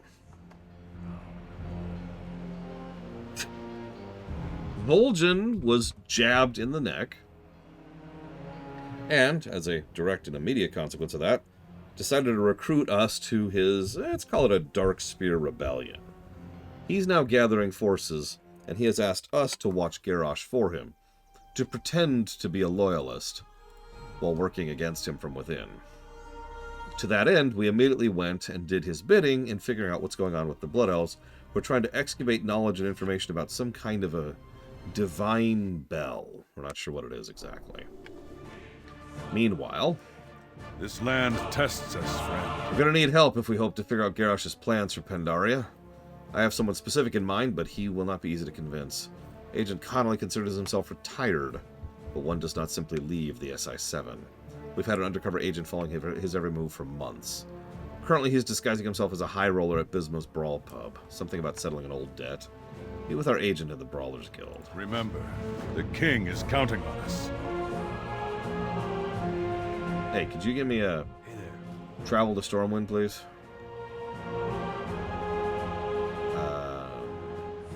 No, you cannot, because I don't have any of those on me. Have a good one. Well, that sucks.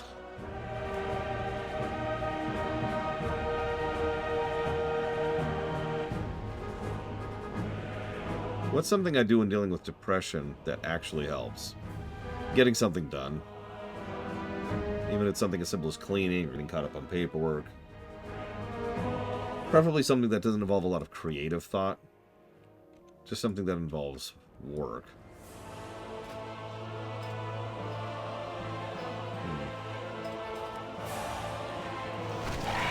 Yeah, washing the dishes is a big thing for me, actually. That's just for me, of course. I know washing isn't for everyone, but I know most people have, like, one chore like that, which is, relaxing for them.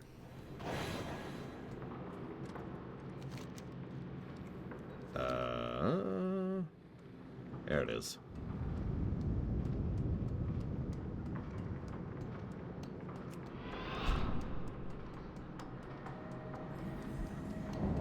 Oh, wow, this looks weird, this being this empty. You need something? Are you the agent following Connolly? See you later. Shh! You blow my cover! Well, you gonna answer me or not? Oh my god, the quest requires me to take a portal to the Deep Run tram. The quest requires me...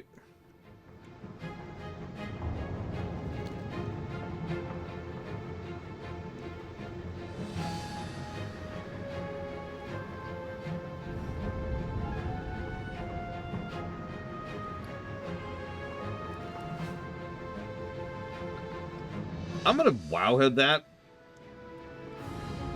'Cause I don't feel like doing some dailies just so I can do a step I've already done.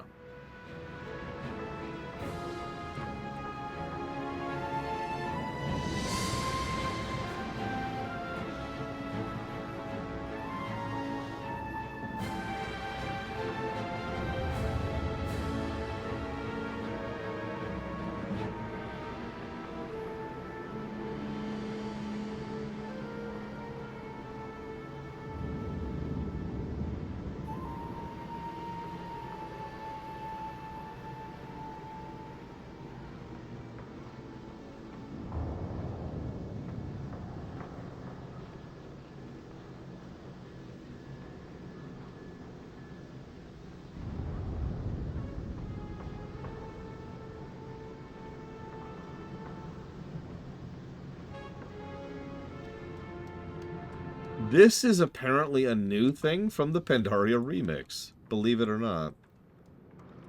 Which makes sense, because you couldn't go to Ironforge or Stormwind in the Pandaria remix.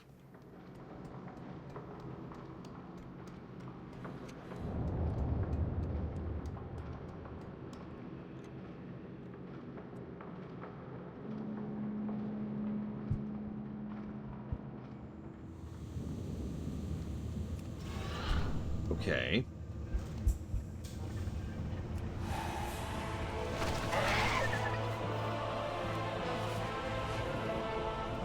Okay. Yeah, I guess we're going to go ahead and give another negative to Landfall. First gameplay negative to Landfall. That's interesting. How will I do it? That's a good question. To be totally honest with you, I'm not sure. We'll make this up as we go. Is what we're going to do.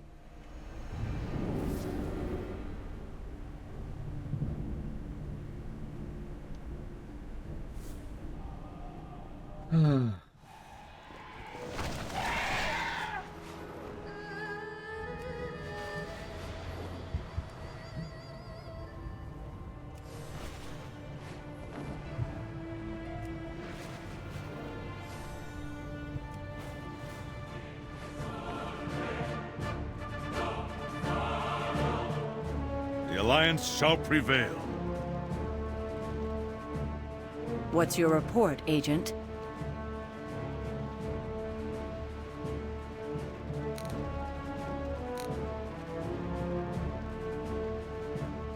Greetings.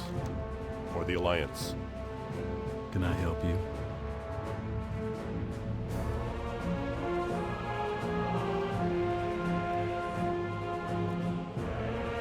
Be careful.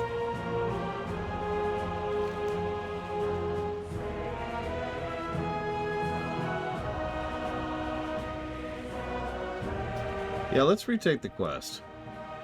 Good to see you, friend. We mustn't fail. Yep, okay. It's him. What can I do for you?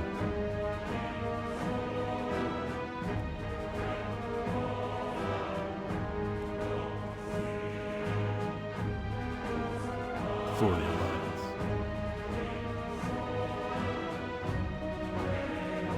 Okay. Aim true.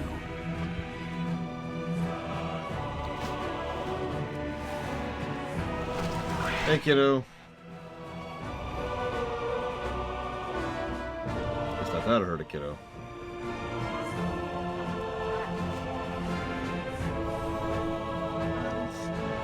Yes. You're on dinner duty. Me?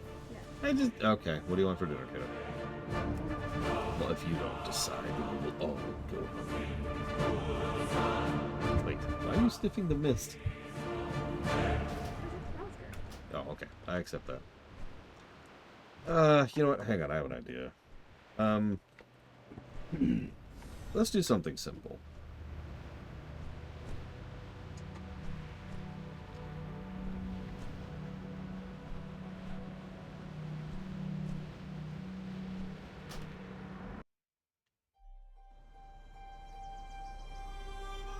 What are you mist weaving now? No. Okay, there you go. Stop stealing my bed. You cannot steal my bed. It is unstealable. You can't steal my bed.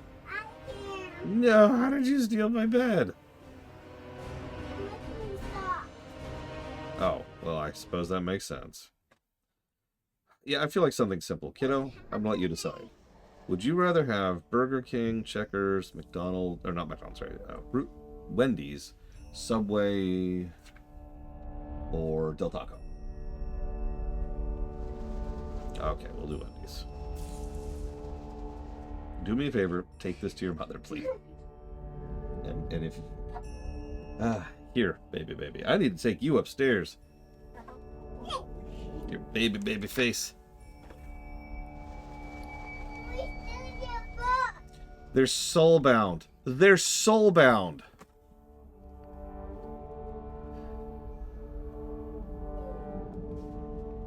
What was that? Can I get a Frosty? Yes, you can. Thank you for asking.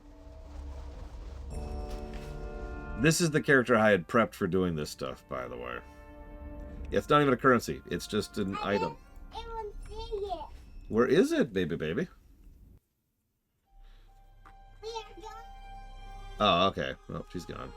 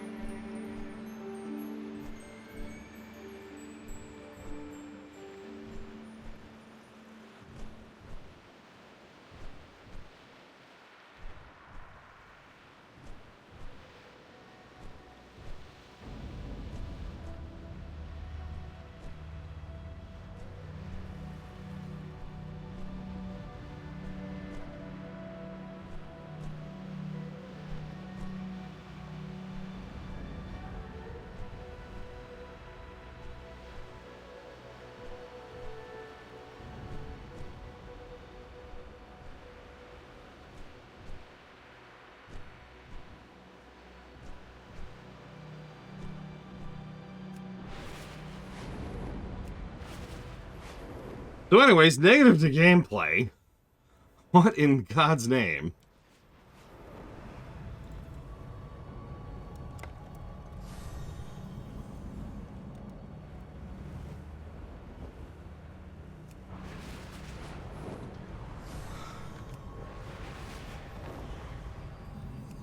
Can't get away from distractions.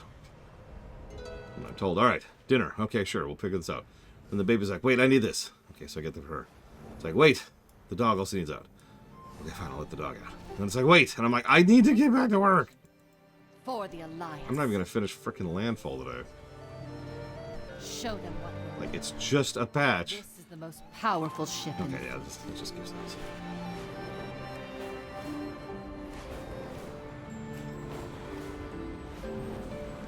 Die. Die in a fire. Die in a fire. Die in a fire. Continue dying. Fire dying. I don't even care. Just die. Just die. I'm gonna get a few just in case this shows up again.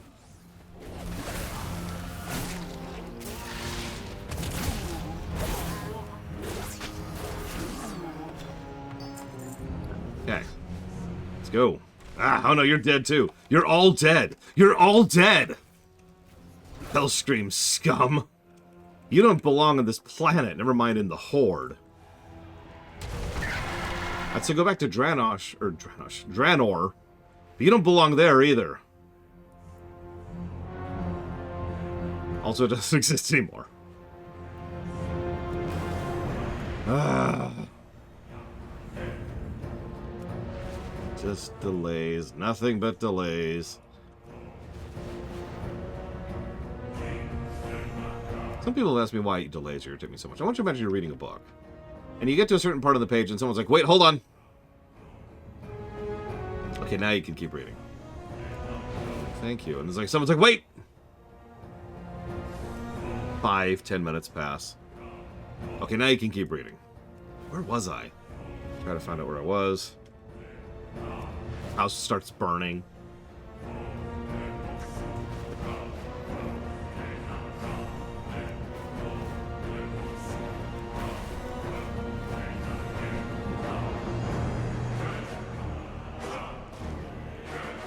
Yeah, and then you just keep rereading the same paragraph. Okay, portal to Stormwind, please.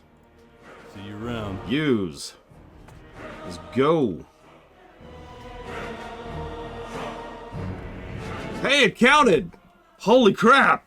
I can play the video game I'm playing. God damn it. It's doubly frustrating because this is like really when they've... What? This is really when the story has started taking off. Like, even Bladeball's interested, for God's sakes. That's how much this story has actually started finding itself. But no! No, you gotta go get 5 of these random drop items for no good reason. And by the way, did you notice that today it's on the other side of the frickin' zone? It's random, because sometimes it's on one end of the zone, where we are, which would have been faster. But no, today, instead it's on the other side of the zone, just to make it that extra little bit more irritating. Hi, kiddo. Is this everyone? Did you get Mama? Awesome. I like your pants. I suppose I should get something. Yes. Okay.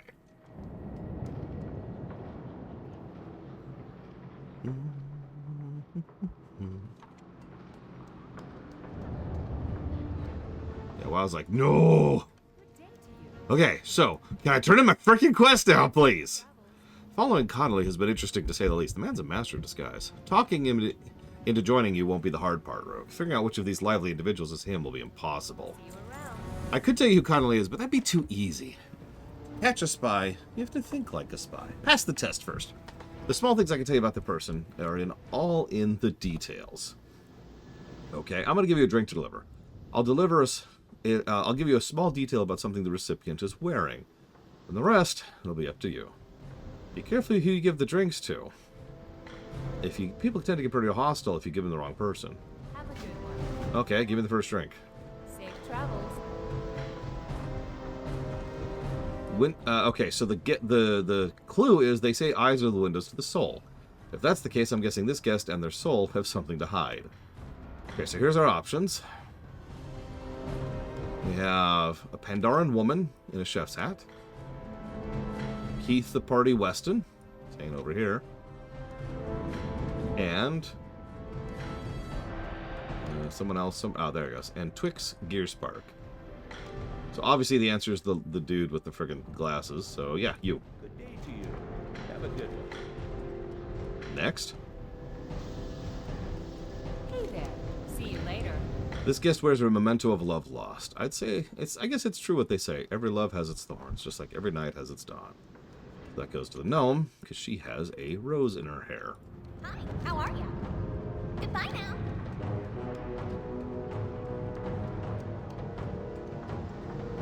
How are you? See you around. Best not to be on the bad side of those who prepare your food. However, I'm not sure this bartender has a bad side. That's, of course, the chef. Keep the peace. Good day to you. Safe travels. You have a keen eye. I think you're ready to meet Connolly. See you around. Have a good one. Alright, I'll tell you how to find him. He's currently posing as the high roller Professor Kilt. He spends most of his time in the boom room. Rumor has it he's after one of the fighters for some long-forgotten betrayal. Unfortunately, the lounge is by invitation only. Lucky for you, I have an invitation. Try not to look too obvious. If you get caught, you didn't get this from me. In fact, you and I have never met. See you later. Why is the dialogue suddenly extremely quiet? Hey there. It's Have a weird.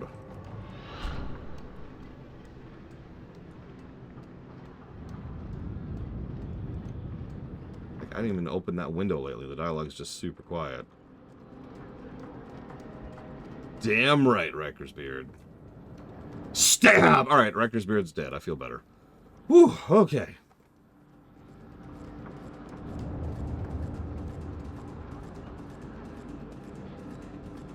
What's on your mind? So this I-7 needs a reminder of what in the word retirement means. I suppose they wouldn't be coming to me if the situation were dire. I'll help, but I need a few days to get some intel. And that's it. Oh my god. Can I at least hearth? No. Whoops. So you want me to join the Alliance front in Pandaria, huh? Alright, we'll go. But this is the last time I'm going to infiltrate the Horde, and I mean it. Mold together supplies and reconnect with old contacts. If I need backup in Pandaria, I'll send for you.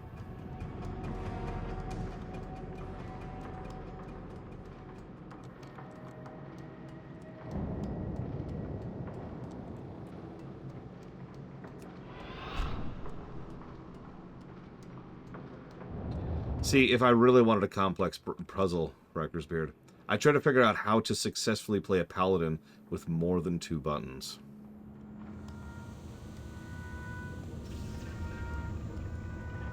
I don't think it's possible. Maybe we can manage it.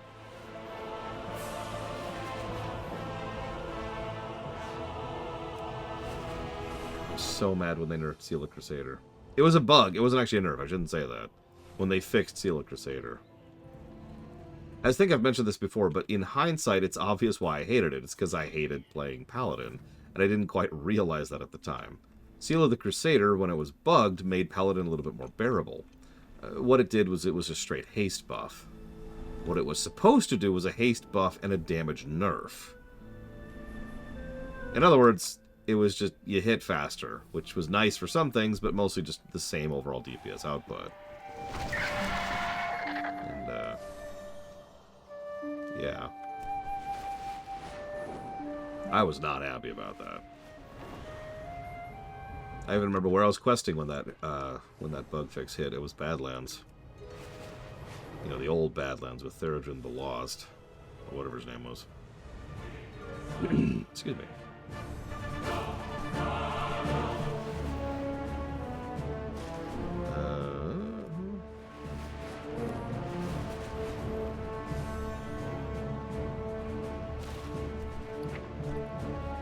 Hello, friend. It's me, Connolly, the agent you sleuthed out in the tram. Per the King's instructions, I've traveled to Pandaria. This land ain't nothing what I came to expect. Word is you've been here longer than me. Good. I might need your skills soon. Speaking of...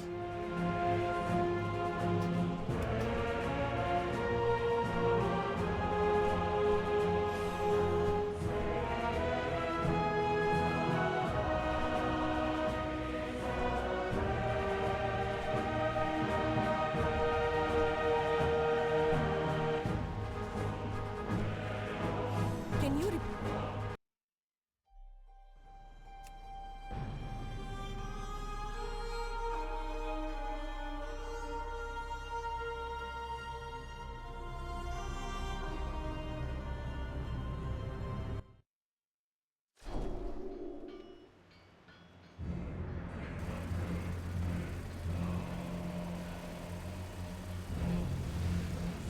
What's your lucky do? Bavero, it is good fortune I find you. Chen Stormsouth says to give you this and ask you to meet him at Binan village in Kunlai. He found a friend of yours who needs much luck to get healthy. Farewell, friend of the I can close that. Where we going? We meet again. You having a good day now? No, but thank you for asking that.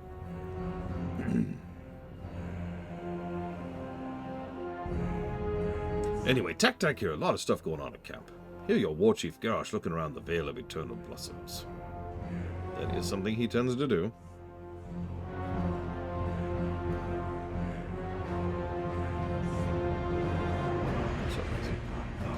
Did you and Pretty Elves find something while you were there? I mean... kinda, yeah.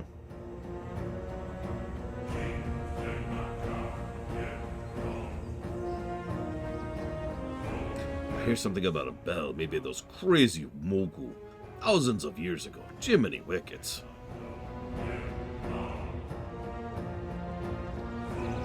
Is War Chief gonna look for that now? Anything Mogu is dangerous. Powerful. It's really debatable.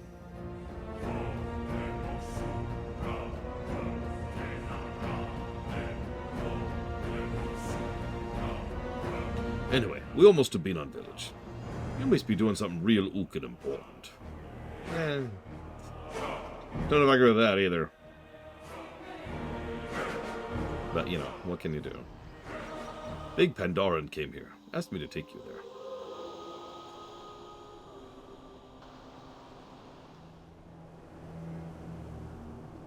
Don't tell anyone where you're going, he said. How many people did you tell?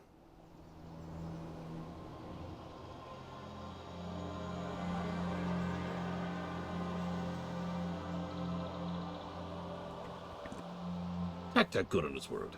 Tac real quiet. Me helpful.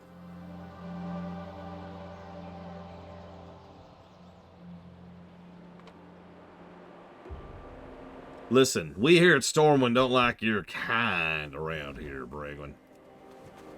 We all know the only true Alliance capital is Ironforge. So, you thought I was joking, but yeah, Vol'jin's right there. Hey yo. May your journey be long. Ah, you received my note. Very good. Vol'jin is nearing death, and I will need your help healing his wounds. I travel well. Vol'jin would be dead if he were anyone other than a troll. His regeneration is impressive, but it's being blocked by a poison. We need to cleanse this poison so he can regenerate the damage. Take to the skies, travel southeast. Across the mountain tops of the secret area you'll find needle sprites. Bring me some of their hidest needles. With them I can attempt an acupuncture that should purge the poison. Come back with some That's stories. certainly a thing you could try. Look, I'll believe in talking pandas and trolls who can heal through being stabbed in the throat. But acupuncture? That's one step too far.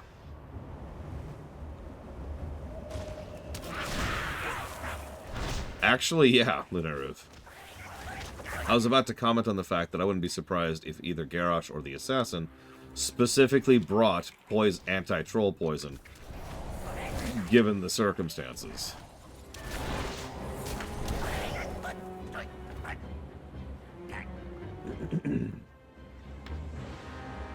He's just gonna be like, there's some poison, there's some poison, and the whole time Vol'jin's just like, What it? Hang on, we have not gotten rid of all of the poison yet. Why? I thought we were friends. We are friends. I'm only using the hardest needles. It should hurt as little as possible. I hate you! You know, some people pay me for this privilege. Good afternoon, Evo. Did you know that some people pay me for the privilege of stabbing them with needles? Don't listen to him, he's lying! It is quite true. Only 5 gold. Oh, sorry. My hand slipped on that one. I don't know why Vol'jin sounds like that. That's just his voice now. That's canon now.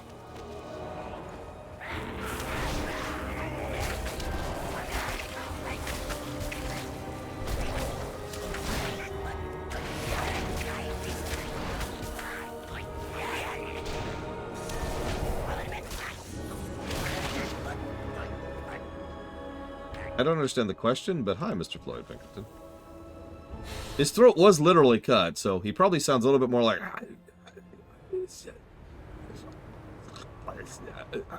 more than anything right now. Is trouble brewing? My herbs are the only thing keeping Vol'jin from death. I dare not leave his side. All right. Until next. Nothing heals like a fistful of needles. Citation needed.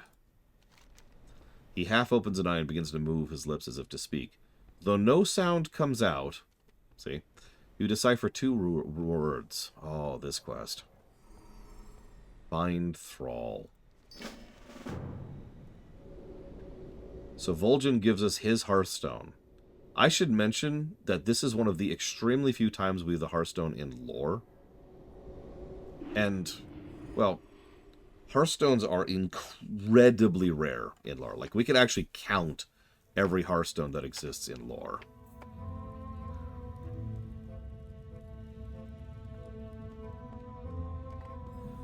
So this takes us all the way here to the Valley of Trials.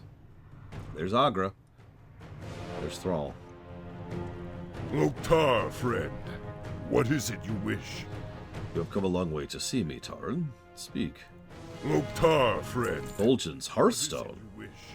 This Hearthstone was part of a conversation Vol'jin and I shared a long time ago. He believes his people are in danger.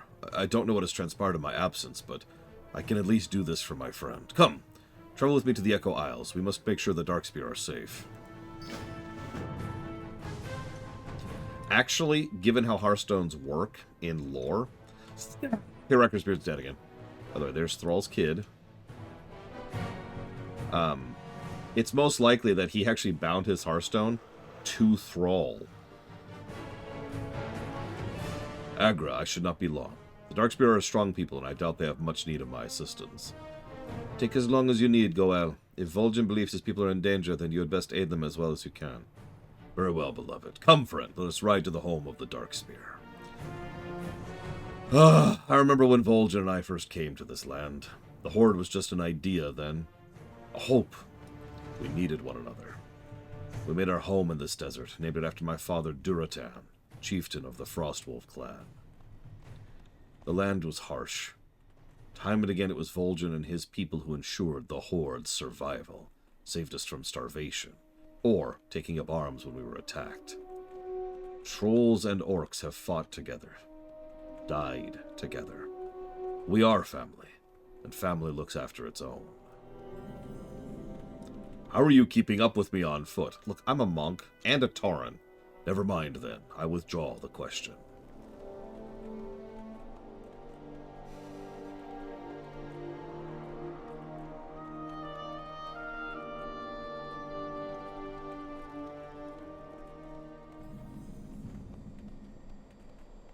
Yeah, I have planes running. Don't lie to me. They got rid of that years ago. Yeah, I never updated my patch. You cheeky bastard. I'm actually outpacing him. He had to get on a wolf to keep up with me.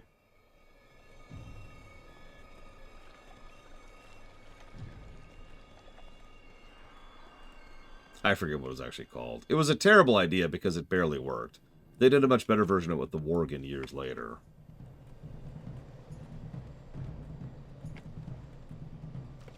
Thrall, thank you. Come on, shaman. Do your job.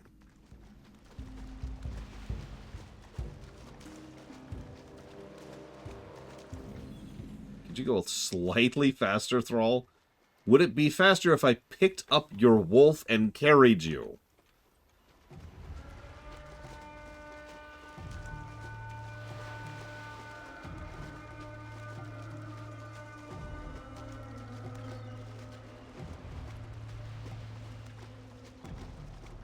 Okay, Echo Isles. Boy, it feels like weeks since we've been here.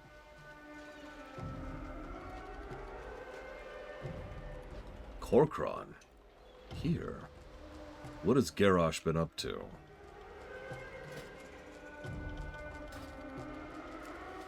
You know, hang on. If we're gonna do some actual story stuff. Shop, browse. Fix some of this real quick. Smell.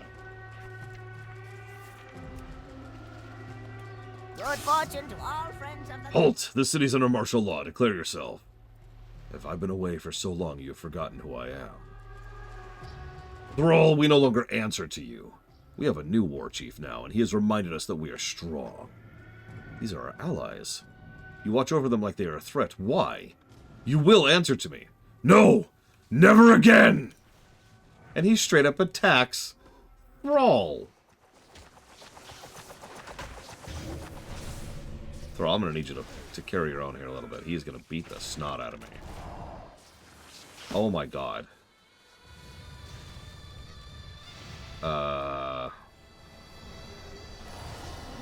Okay. Yeah, notice he's also a warlock. Okay.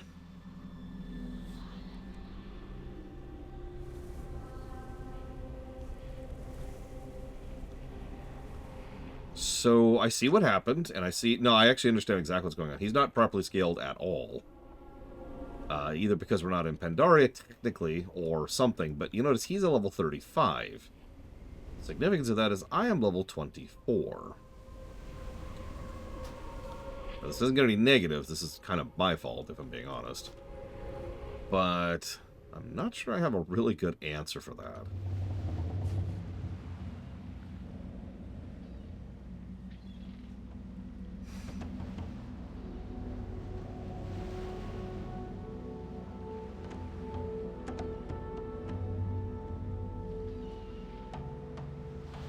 They would have to be on the exact same layer I am, Schmeidhoff, which would mean they have to be in the same quest I am.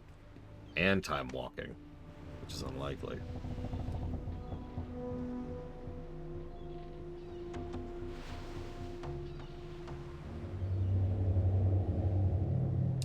I have two possible answers to this.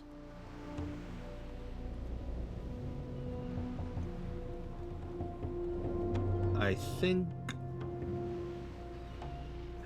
No, I only have one possible answer to this, don't I? I just realized. Okay. Okay, I can work with that. So we're going to pause for a little bit here in our adventures. We're going to do a random time walking. We're going to get a little experience going.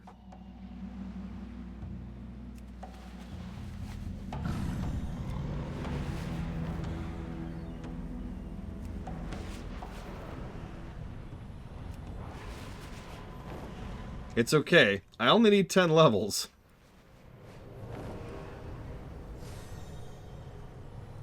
It's our queue time. That's pretty short.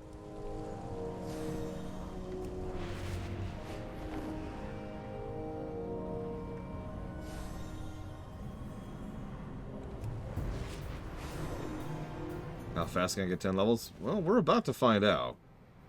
If anyone wants to join me for a time walking to speed it up, that is something plenty of people can do. Preferably a tank and or a healer to speed it up a little bit. I know technically I could do both, but I have nothing set up for that. I suppose I could just do that one, wandering around doing nothing.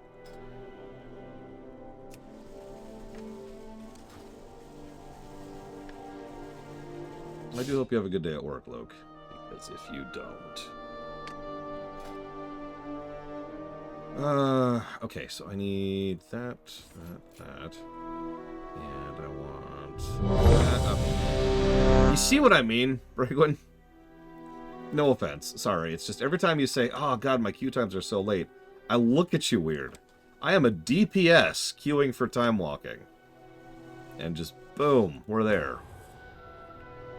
Oh, hey, it's the gate. Don't worry, we won't get to show it off this time either. I'm literally not high enough level to pick up the quest. Oh my god.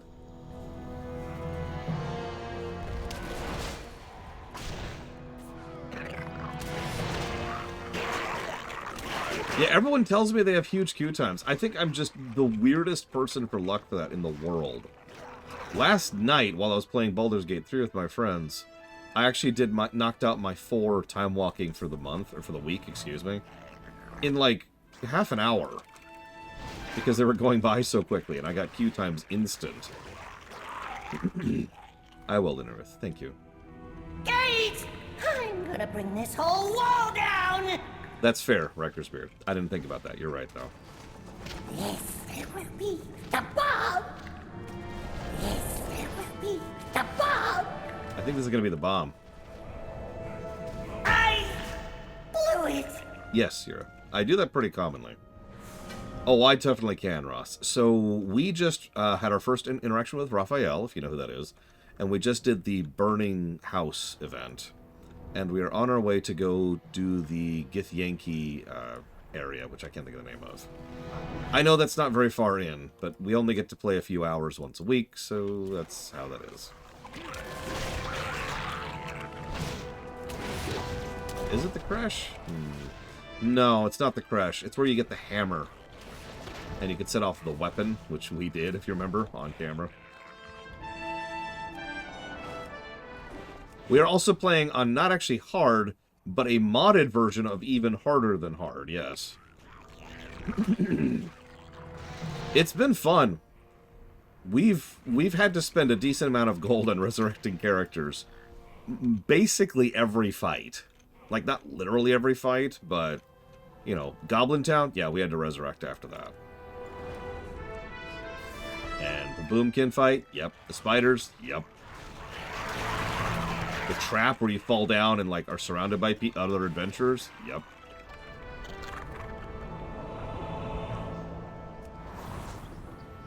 I'm going to not hit this early this time. That signal fire. Without reinforcements, they'll destroy the gate. But the Mantit have over. We've got to go light that signal fire. Without. Don't worry, I can make it. What are you doing? We haven't even reached the temple yet, Evo. When I say the goblin camp, I mean the one at the town. You know, the first time you see the goblins. We managed to find, I don't remember his name. Watch your step. The Deep Gnome.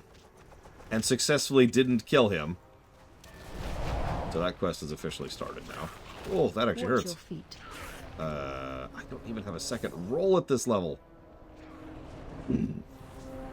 It's okay. Our healer is level 11. We're fine, everyone. We haven't even reached the Underdark yet. But I'm not sure if we'll be able to. Don't worry, we reloaded and allowed Guido, who's the new player to the group, who's never played Baldur's Gate 3 at all, to see that.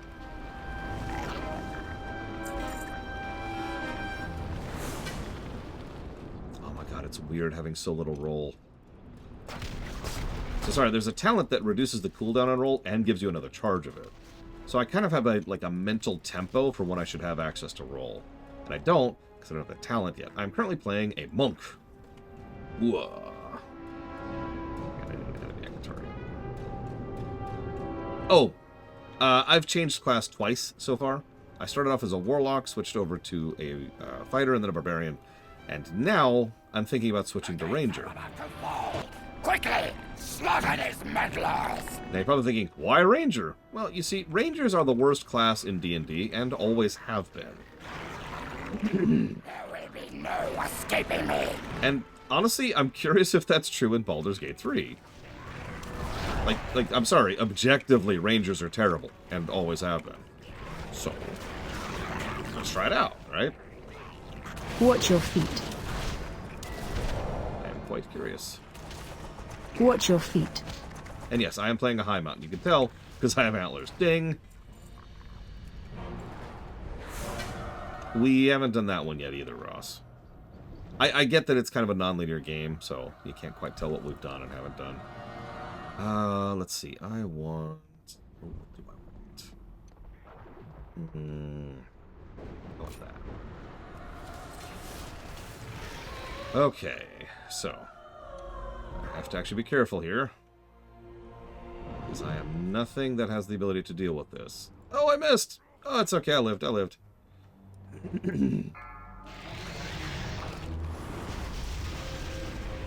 Yes, Schmidolf. Alright, Pillars of Snow. It's time for you and I to duel to the death! I think that's what you're supposed to do on the internet? I don't know, I don't pay that much attention.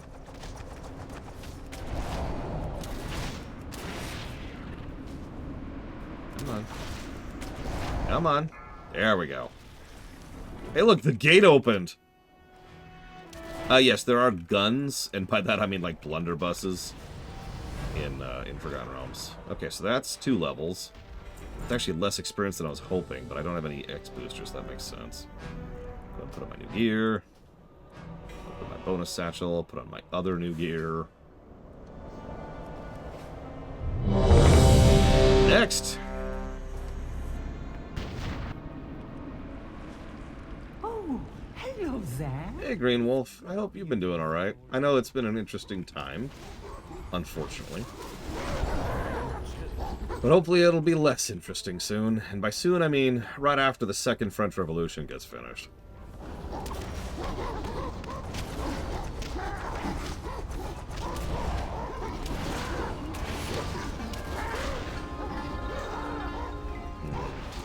I still only have 3 80s, that's part of the problem. I could be getting 10% more experience if I finally push some of my, you know, above 67s to 80.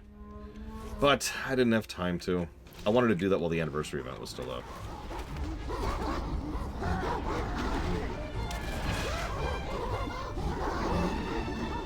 Oh yeah, I guess you would have to, wouldn't you, Eva? By the way, Eva wrote her own module, and it's really cool. Forgive me for gushing about it, but she did a really great job with it. Crashing party. Okay. Me gonna ook you in the duker. Please don't. Get ookie party started. Oh, that's true. Turbulent time waste should be helping. Come on and get. Yep, there it is. Knowledge of the time waste. Yeah, that should go by pretty quick. We gonna ook all. A module is the same as an adventure, Euro. It's one self-contained adventure. Better way to put that. I'll take all these upgrades, too.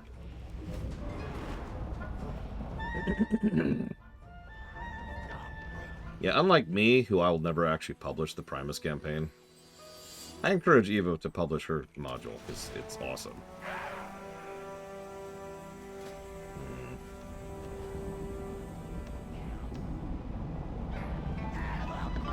Yeah, there it is. Reduce the cooldown of roll and increase its number of targets by 1.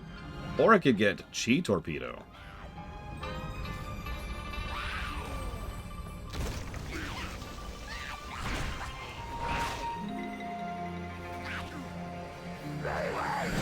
Yeah, it's a module. It's the problem is the word. I'm struggling to come up with a more basic word than module, and I don't have it in there. It's just it's a module. It's a module.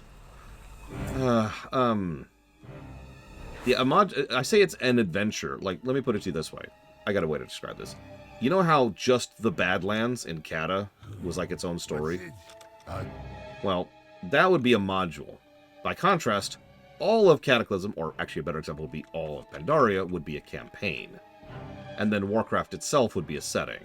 That's the 3 types of books that they release for pen and paper stuff. TTRPGs. I guess we're killing these. I can live with that. They can't, though. Hey-yo!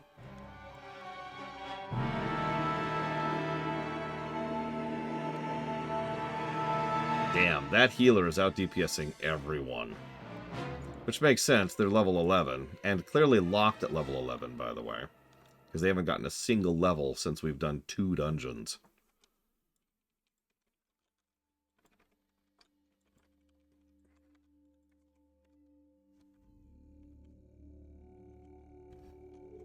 Oh, looks like we got suds today. Yeah, no, the super low level thing is still a problem. It's actually better than it was, and I can prove that pound for pound. But it's still bad, right? Like, it's still a problem.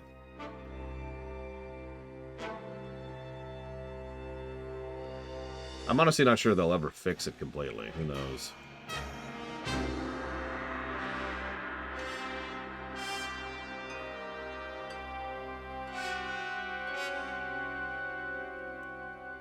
Okay, let's go ahead and grab that so I can have my freaking rolls.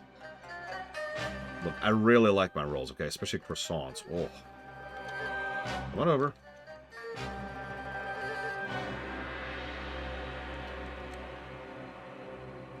TTRPGs are fascinating because they are purely a social exercise, which means Similar to PvP, how much enjoyment you get out of it depends entirely on the other people you're playing with.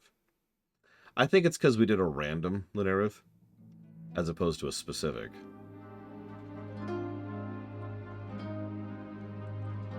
That's a guess, though. I don't actually know. Like, if you get people who are like-minded when it comes to a TTRPG, that can be fantastic. I know normally I discourage that kind of echo chambery thing when it comes to gaming, but in a TTRPG, pen and paper stuff, you actually want that, because you want people who are there for the same reason you are. See, everybody wants something different out of it. Some people like social interaction, some people like planning out their combat or being very tactical about it. Some people like the versus element, some people like really trying to push themselves and min-max. Everyone wants something different out of one of those. I did that way too early. Keep moving.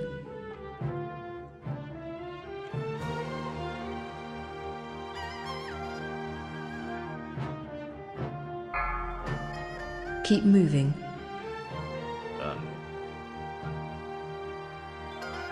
Yeah, but I've only gained 4 levels so far. This is going so slowly. Do we get another one?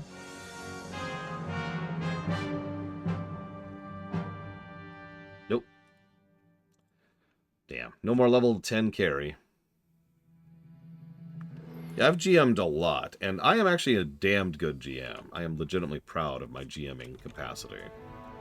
However, I'm also a specific type of GM, right? Is this much faster than FF14 leveling?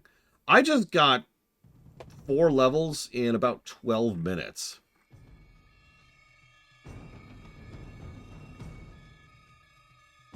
I don't think FF14 leveling is capable of being that fast.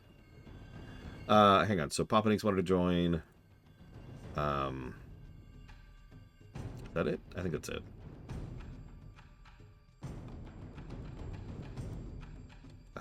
Okay. Boop. I guess I'll go get in position for Thrall again.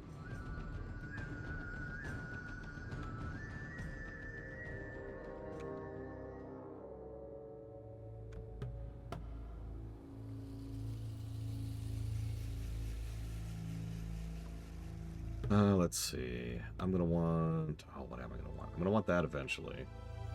Do I want Storm, Earth, and Fire now? Or do I want to dive for Strike of the Wind Lord?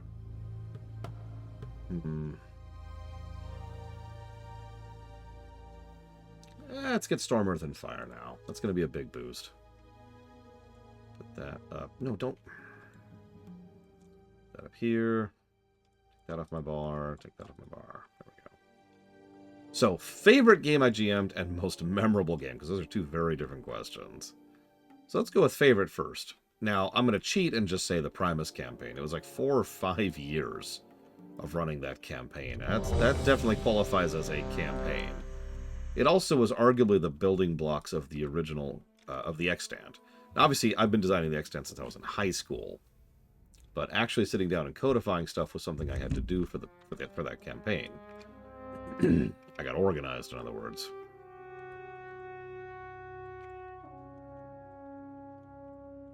Hell, we had to change parties twice.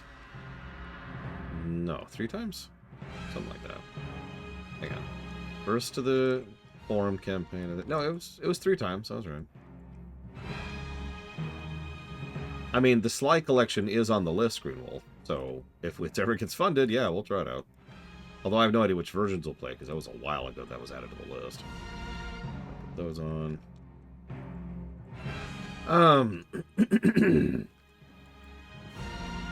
But one individual session is the most interesting that I've ever GM'd. Oh, that's actually a tough one.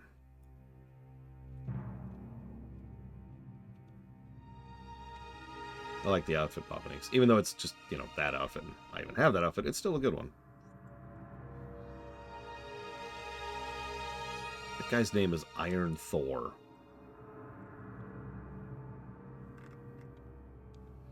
Five, 4, 3, 2, 1. What, Knowledge of the Time Walker? Yeah, I saw that. I'm up to 2 stacks already. I wish it kept stacking. I wish it kept stacking forever.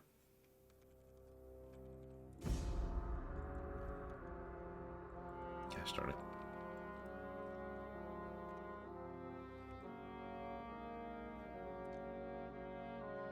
That's right, that is warm rest. I didn't even notice that.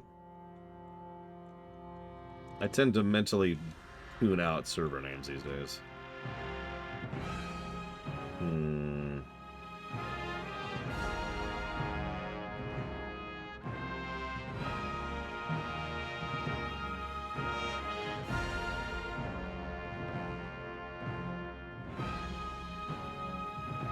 It's funny that I'm coming up with so little, because the whole point of most memorable is supposed to be exactly that, right?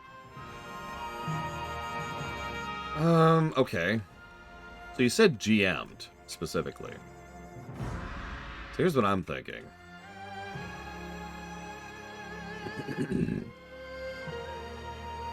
This one time, I was going through and GMing for a couple of my friends.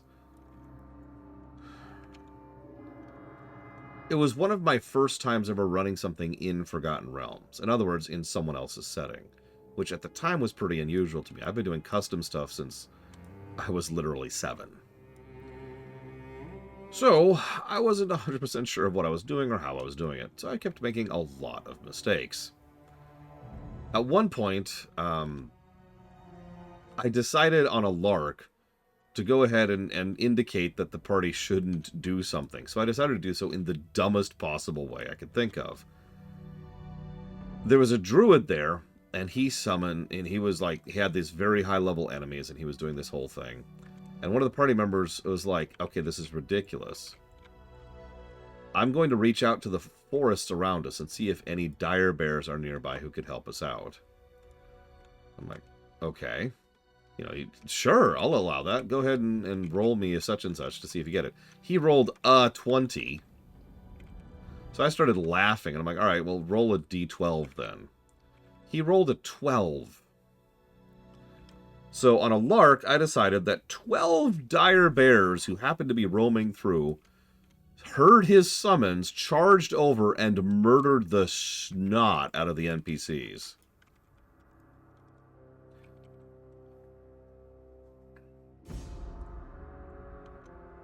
Now, to be clear, I'm saying this story with a little bit of embarrassment because it was an amateur maneuver by my part. But it was also a valuable lesson to me in being adaptive and figuring out how to move around your players rather than trying to, you know, force them down a specific path. Either literally or metaphorically in terms of playstyle.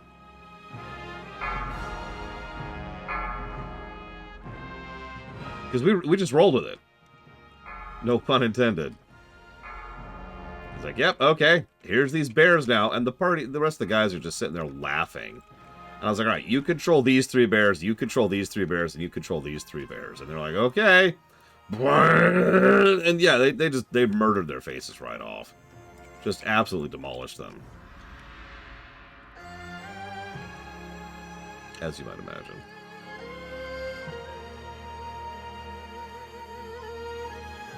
Nowadays, what I probably would have done is if my party decided to go another direction other than what I wanted to go in, because I don't remember the exact setup, so I don't remember why I didn't want them to go that way. But if I was running into something like that, I would probably come up with a way to either guide them towards where I want them to go anyways, in other words, giving them another quest hook or another path, or just rolled with it and let them go off the beaten path away from the quest. One of the hyper bear. Oh my god. Yes, it was a hyper bear moment. So Blade Terrell asks, what are some of your favorite bugs, glitches, and exploits I've experienced in MMOs? So this one time, back in the day, I was playing WoW at work. While I was there, the server got weird. Yes, but I don't remember what it looks like right now, Papa Nix. It was... Oh my god, Asmira Star is duplicating. So...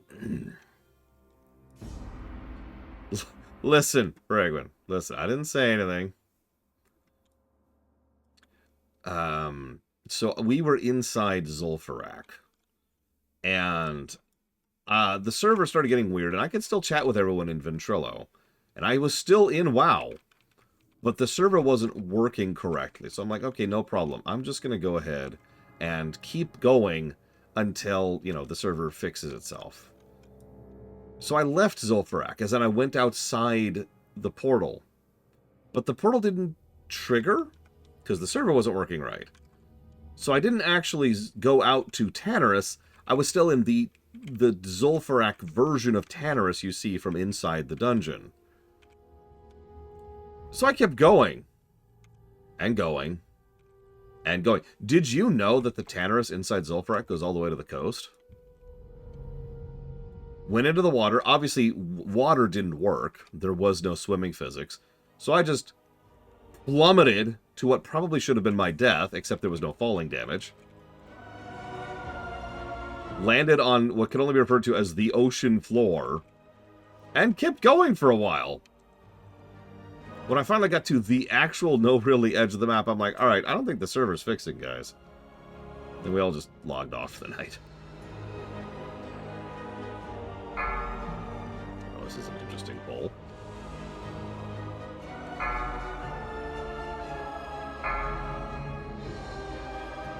I don't remember which expansion that was. That would have been a while ago, though. Obviously, since we're doing Zul'Farrak.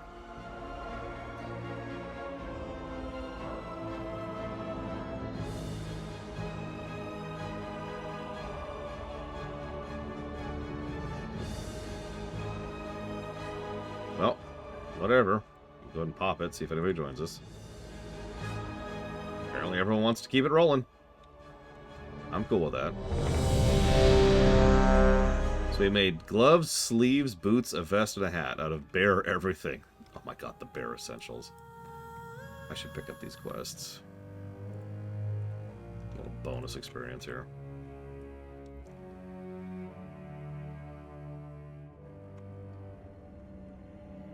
Oh god, Asmira Star.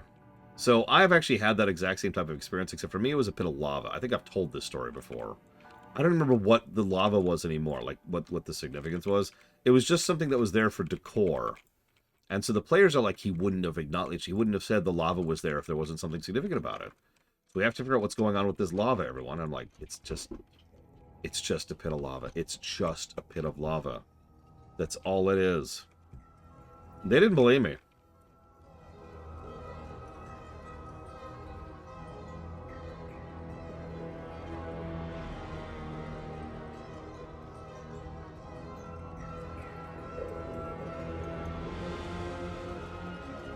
Guys, it's just lava. It's just lava!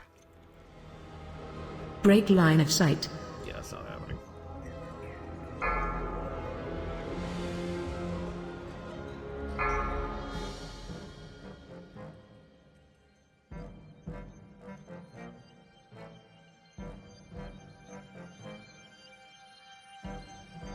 Killads. Okay, I got an example one for you. One time I was GMing a very small but very cool module. It was just it was a one-off mystery module for a friend of mine. And there's lots and lots and lots of different paths and designs and clues and all kinds of directions. It was extremely well designed. It allowed you to have like 5 or 6 different methods to figure out what's going on. And it rewarded you based on which path you go down, right? Very cool stuff.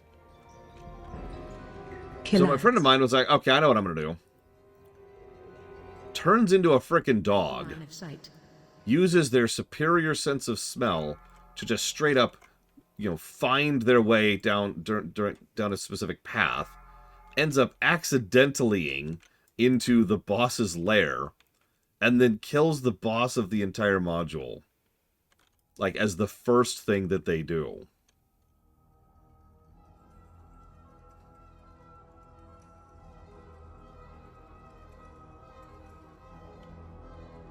Shockwave.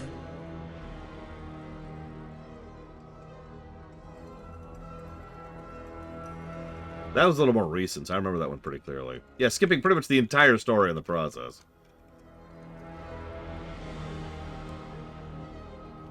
Let's see. Other fun stories. Oh, you asked for MMO bugs.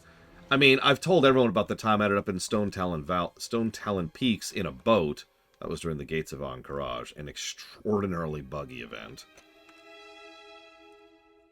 I've also told you about the time I was locked in a subzone in above the Zangarmarsh during the Wrath launch event, trying to coordinate for players who were trying to hop on and do things and couldn't.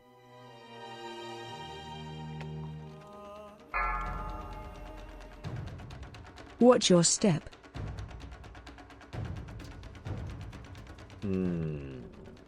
Let me pick something from another game.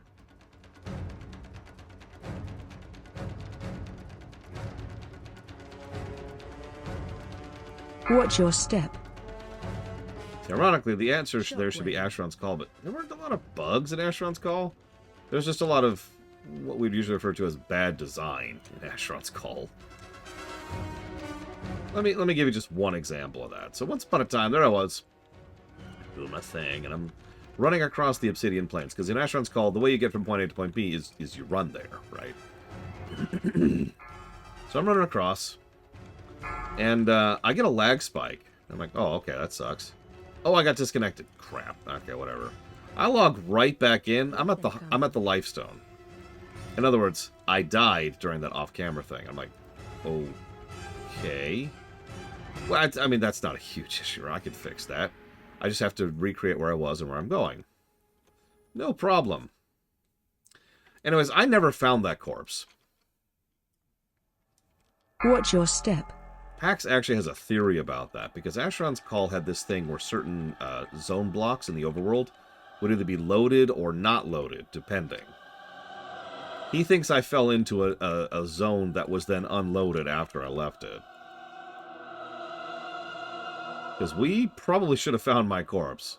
I was very angry. I even remember the specific reason why. I had a diamond shield on me. Now, later on, those became like candy, but I was actually using that diamond shield at that point in my life. I did not have a lot of those to go around.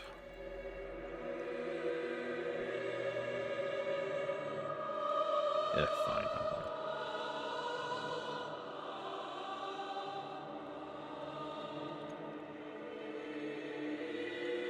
31. Hey, a time trial coin. Why didn't I get one earlier? Whatever. Unfortunately, my dinner's actually here, and it's about time to cut off anyway. So tomorrow we'll actually continue Landfall, and hopefully not run into any stupid issues this time. Thank you for joining me. I'll see you around, guys.